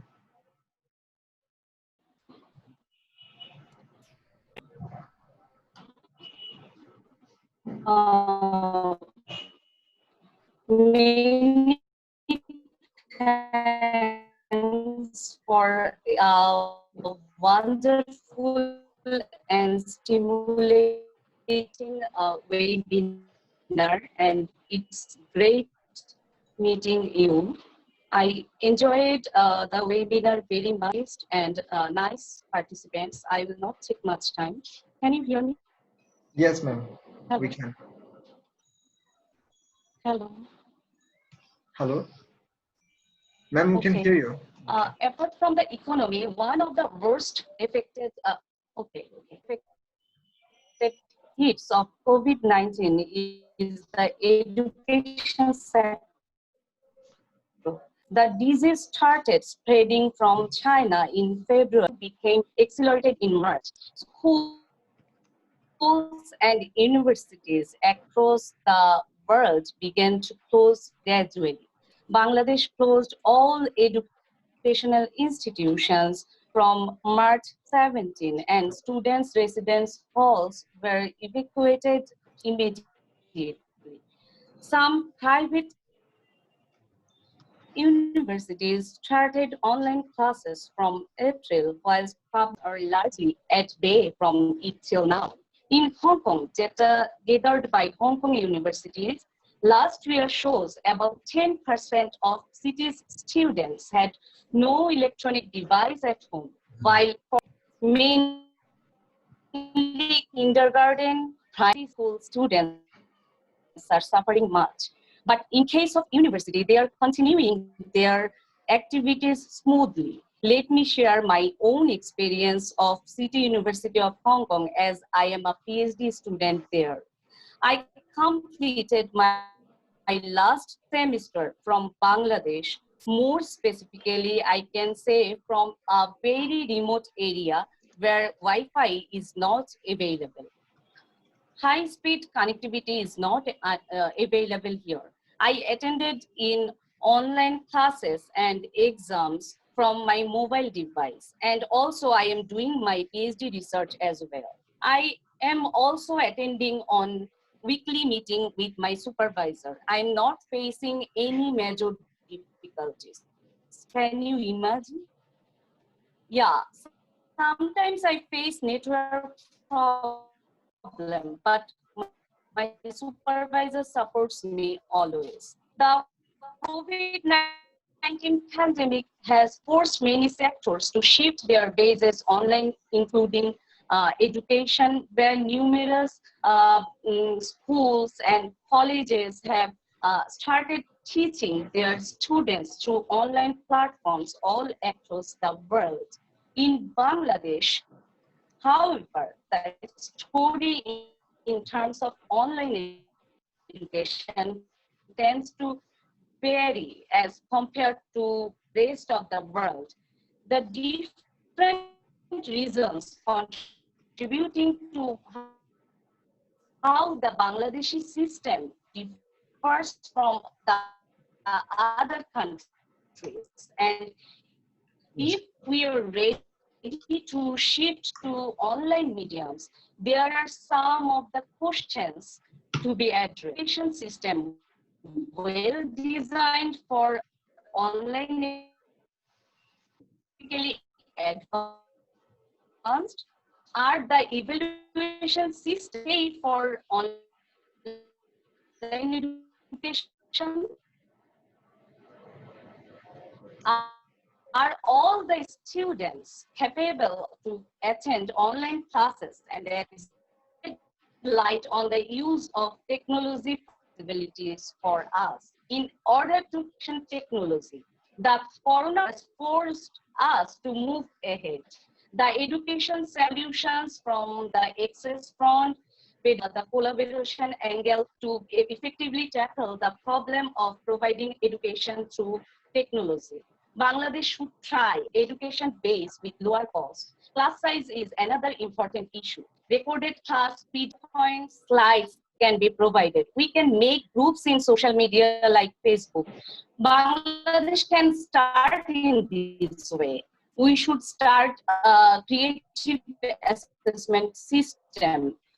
We should start as soon as possible. Then we can take steps to solve the other problems. That's all for the time being. Once again, I congratulate full webinar. I hope you continue the series. All the best with that. Thank you, madam. I think there has been a technical problem, so um, yeah, there were a lot of the things that I simply couldn't grasp because of the technical problem. So yeah, I think we'll get back to I don't know. I mean, yeah. So that's we are running out of time, as Naim sir was saying. So I'm directly going to Professor Dr. Amir Islam sir and I'd like to invite him to offer his views about the presentation. Thank you for the presentation. We actually need to think about short-term solution because I think within 6 months we'll get some vaccine and we'll start our normal life.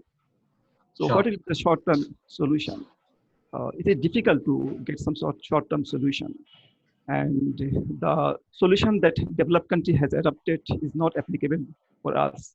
As you have seen that only 4 public universities out of 46 public universities are going online. So the digital divide is getting very clear. So some rich students or advantaged students will do better and some poor students will do worse. and the inequality will rise in our country and help other countries also. So we have to think about some short-term solution. What will be the short-term solution? That is very, very difficult. We have opened the transportation sector, we have opened the offices, we have opened everything.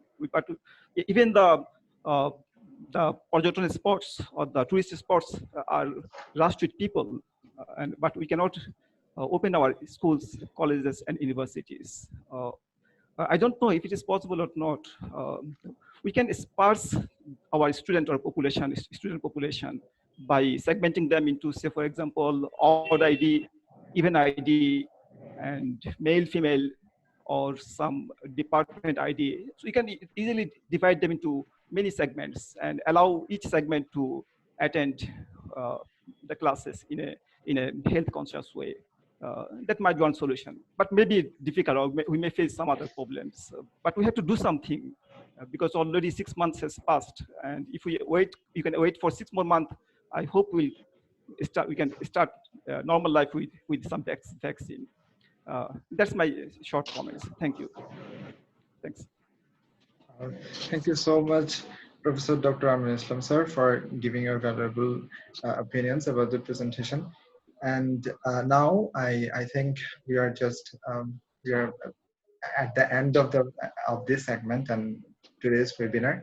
And now, as our last speaker, last panel speaker, I'd like to invite Professor Dr. Abul Hussain, sir, to offer his views and thoughts about the presentation and about today's webinar overall. Thank you, Mr. Didarul Islam, for giving me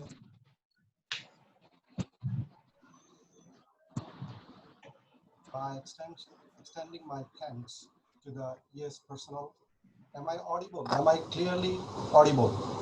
Yes, sir. Now, yeah. You are now. Okay, fine. Now you are. Thank you. Okay, first thanks go to the ES personnel for organizing such a beautiful event.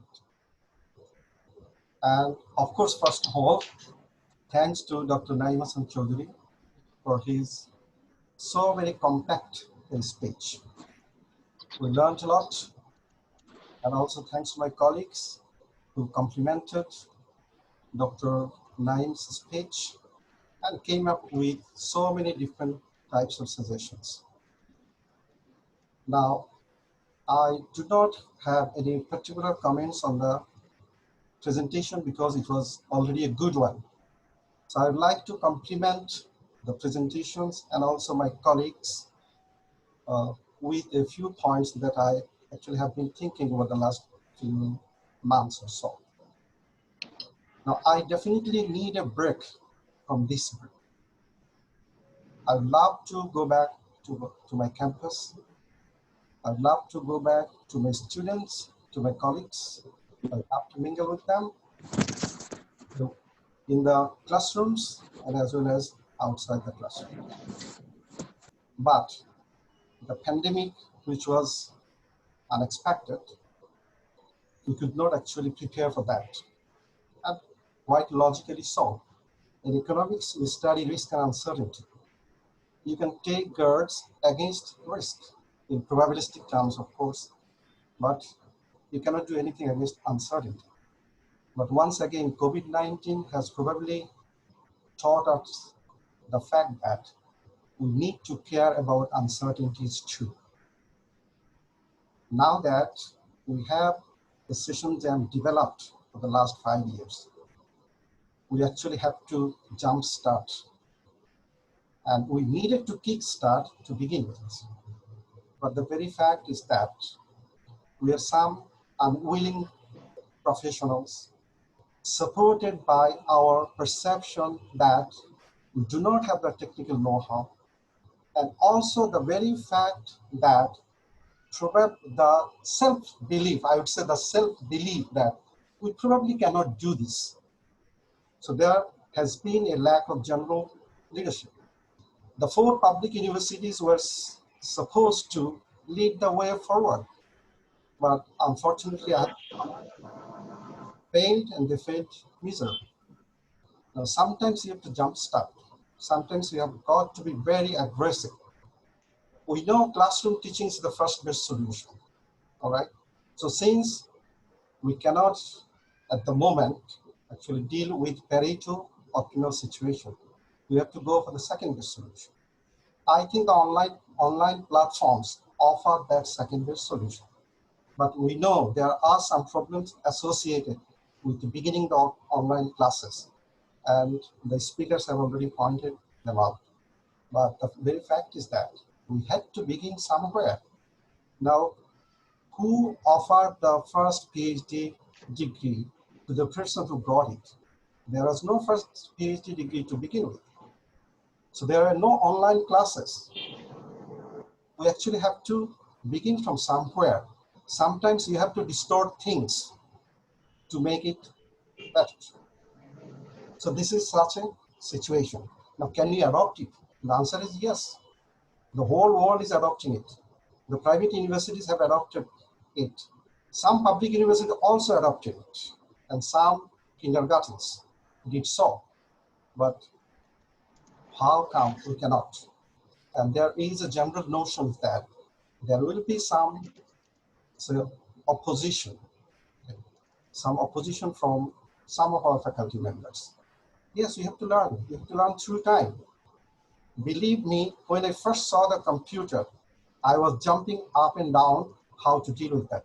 Now I can handle computers. I can handle with the online devices. I can take online classes. So you learn through time and you learn with practice. So it will be a very good learning curve. Now, how to jumpstart Chittagong University, or for that matter, the Department of Economics. Suppose, okay, I'll point out one thing here before I go on to point out that thing. Some of us have pointed out the difficulties in administering the exams. So I would say probably the exams are a bit away from us. Let's say 3 months from now, 4 months from now, 5 months from now. So what we need to do, we need to actually engage our students in some kind of academic activities. I'm an old-fashioned person, but I loved it when I got to see Safin pointing out class lectures, notes. So if you allow me, I actually prepared a document for the university as a whole. I think those suggestions might still be applicable to the case of the Department of Economics, Chittagong University. We just have to do one thing ahead of time, which is we have to do a bit of stock taking, where we stand in terms of our progress of classes. So once we are done with this, we can chalk out programs. Probably we may have to take more classes than necessary. So can I share that? Is there a provision in which I can share those points, and that will actually save time? It's just a 1.5 page document, right? So let me see if I can screen share it.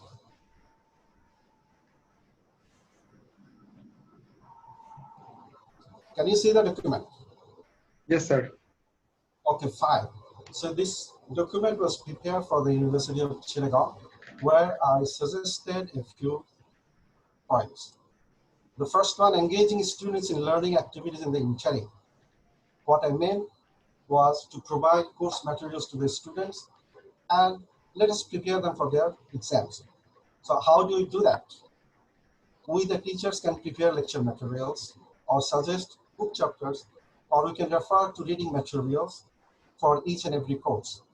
Let's prepare some practice questions for each and every chapter there. So I'm sure students will learn. Now, we may form a committee for each faculty, and for that matter, in the Department of Economics too, as to how to administer the online classes or how to send the course materials to the students. Maybe we may have to use our lab facilities. We have a good lab facilities, and we have a good lab personnel who can administer so many things. I think most of us in the Department of Economics, all faculty members, are very well equipped with the online devices. So we may designate some of our teachers, for example, led by maybe Dr. Amir Islam. We'll send the materials to Dr. Amir Islam and the rest of the committee members. And then Dr. Amir can distribute the course materials to designated groups of students who would actually take those materials to their friends. Now that movement in the country has become more visible, I'm sure the course materials will easily reach our targeted students. So we can utilize the university website, you can utilize our departmental website, etc. Now, one big issue as the university would resume, we have to ensure social distancing and as the regular classes resume. Now, someone pointed out, probably it was Zulon and as well as also Amir. We may divide the classes into 2 to 3 sections. Remember, none of us is previously overloaded. Now, from my side, if I have to take one additional course, I will volunteer to do that. So, yes, we cannot administer online classes to 160 students, but we can definitely administer an online class consisting of, say, 50 students. That's very feasible. We'll run the academic activities for 6 days a week. Maybe we'll spend an extended hour on campus, say from 9 to 4:30. Instead of catering a 45-minute lecture, let's extend it to 90 minutes. So I would suggest that between 1/3 to 50% of the economic students should be allowed on campus on a single day, on a particular day. We surely can prepare a schedule like that, a class schedule like that. Now, how to upgrade health facilities and hygiene on campus? So this is the most important thing. Once we get into the campus for the first time after a long break, we have to do a bit of cleanliness work, no question about it. Now, we have to prepare ourselves from now on. Maybe we have to prepare a committee which will suggest means and ways to administer those things. Okay. Health checkups should be there. Acceptable hygiene should be there on campus. So sanitizing materials should be made available. And at the same time, okay, you can carry out a good round of cleaning work. I think yes can volunteer to do that. So also put me in your group, I don't mind. So I would like to take some responsibilities myself. Yes, sir. So we have to enable the university medical centers supplies of, say, personal protection equipment, oxygen cylinders, etc. Now, once the university would resume, thousands of students would actually flock, and they would try to stay in the university halls. We know there are some public rooms there, so how to ensure social distancing? I think the university has to take some action, the initiatives. So at all hall premises, you have to ensure hygiene, and you have to encourage students to maintain social distancing. Some committees can do the job. So on an overall basis, we need to notify our students through some mechanisms, through some platforms, for example, websites and other means. We have to administer an awareness campaign highlighting the importance of social distancing. We have to notify all concerned, and also the proctor office can actually play a role. So these are the things that I actually discussed with a group of people, personnel, I must say, led by the Honorable Vice Chancellor. Now, last one. What are the alternatives available? Right. So we thought about first best solution that is not feasible for the time being. Second best solution has also got some problems. So let's go to plan C, which is the third best alternative. Can the teachers agree on the fact that we can prepare course materials, we can supply those course materials to the students? If yes, so let's start from tomorrow. Thank you very much. Thank you so much for your lively presentation and for your lively speech. And this is important, and I think the recommendations that you have made are pretty much exhaustive and inclusive and comprehensive. So Sorry, who is it? Okay.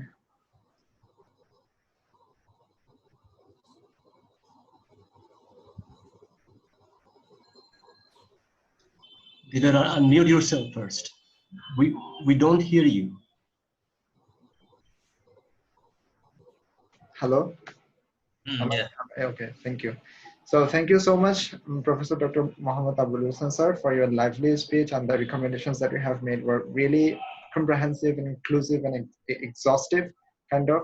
So I think there's a lot of the work that has to be done. There are a lot of the issues that need to be addressed. Now, I think we have reached our time limit for this webinar, and I think the major takeaway from this is that there needs to be further discussion. This is not the end of all. So I think our professors and the authorities have a major role to play in here. They need to figure out a way how to come up with a solution, how to adjust this whole situation system with the new normal, if this is a new normal that we are saying. So yeah, so I think I need to end the session, webinar session, because I'd really love to hear from all of you, like for more time, with a lengthy duration of time, so I would love to do it, but I don't know, the time is not actually permitting us for that. So I think if we happen to organize, 1 minute. Yeah, sure. Thank you. All right. Now that we have started a webinar with a great note, of course. So can I now ask my colleagues to come forward with their potential presentations. They're all lovely people. They're all intelligent people, and they have a huge amount of time at their disposal at the moment. So I'm sure they would like to jump in with some presentations. And also it's nice to see Kayes, because I did for a long time. Also nice to see Julian back. And last of all, it was excellent seeing so many faces and hearing so many voices at one go. Thank you very much. Okay, thank you so much. And yes, Professor Abdul sir was saying, that we would like to arrange similar sessions in the future, and we'd like to have you all here in this platform like today. It was I'm really grateful to all of you for making time, for being so generous, for your kind support, and for your kind presentation and your feedback on the presentation. So it was a proud moment for Yes, it was a proud moment for me personally. So thanks a lot again. And I think this is the end of it. And we will, inshallah, we will be back soon with another session. Yeah, hopefully we will have you all here, and we will discuss more about meaningful things. Yeah, so thank you. Thank you very much. Yeah, thank you too. Assalamu alaikum. Thank you, everybody. Bye, everyone. Thank you. Assalamu alaikum. Assalamu alaikum. এটা group photo নিলে ভালো হতো না? আসসালামু আলাইকুম sir. Video হয়েছে তো? আমি একটা স্ক্রিনশট নিয়েছি। স্ক্রিনশট নিয়েছো? আমরা কিন্তু আমরা নুন্নু বিচারের দিকে তাকাই আছি। নুন্নু বিচার পার্টি অ্যারেঞ্জ করবে, টি পার্টি। কানাডা থেকে আসছে আমার ছাত্র জুলন, আর টি পার্টি করতে হবে, কোনো সমস্যা না, টি পার্টি হবে। বেঁচে থাকাটার অনেক মূল্য, চা আর কয় পয়সা যাবে? না স্যার, বেঁচে স্যার 5 মাস যেহেতু বেঁচে ছিলাম, মোটামুটি স্যার ঠিক আছে। এই যে লাইভ দিয়ে বেঁচে থাকা, আমরা করোনা ভাইরাস সমৃদ্ধ টি খেতে চাই। আমরা না স্যার, স্যার আমরা স্যার সামাজিক স্বাস্থ্যবিধি মেনে স্যার টি পার্টি করব স্যার, আপনি চিন্তা করবেন না। ঠিক আছে, you take the responsibility, I told you, right? Okay, I will take the initiative. Yeah, you take the initiative, no matter it is, then I can support you. Okay, thanks to all. Okay, Allah Hafiz. Thank you all. Assalamu alaikum.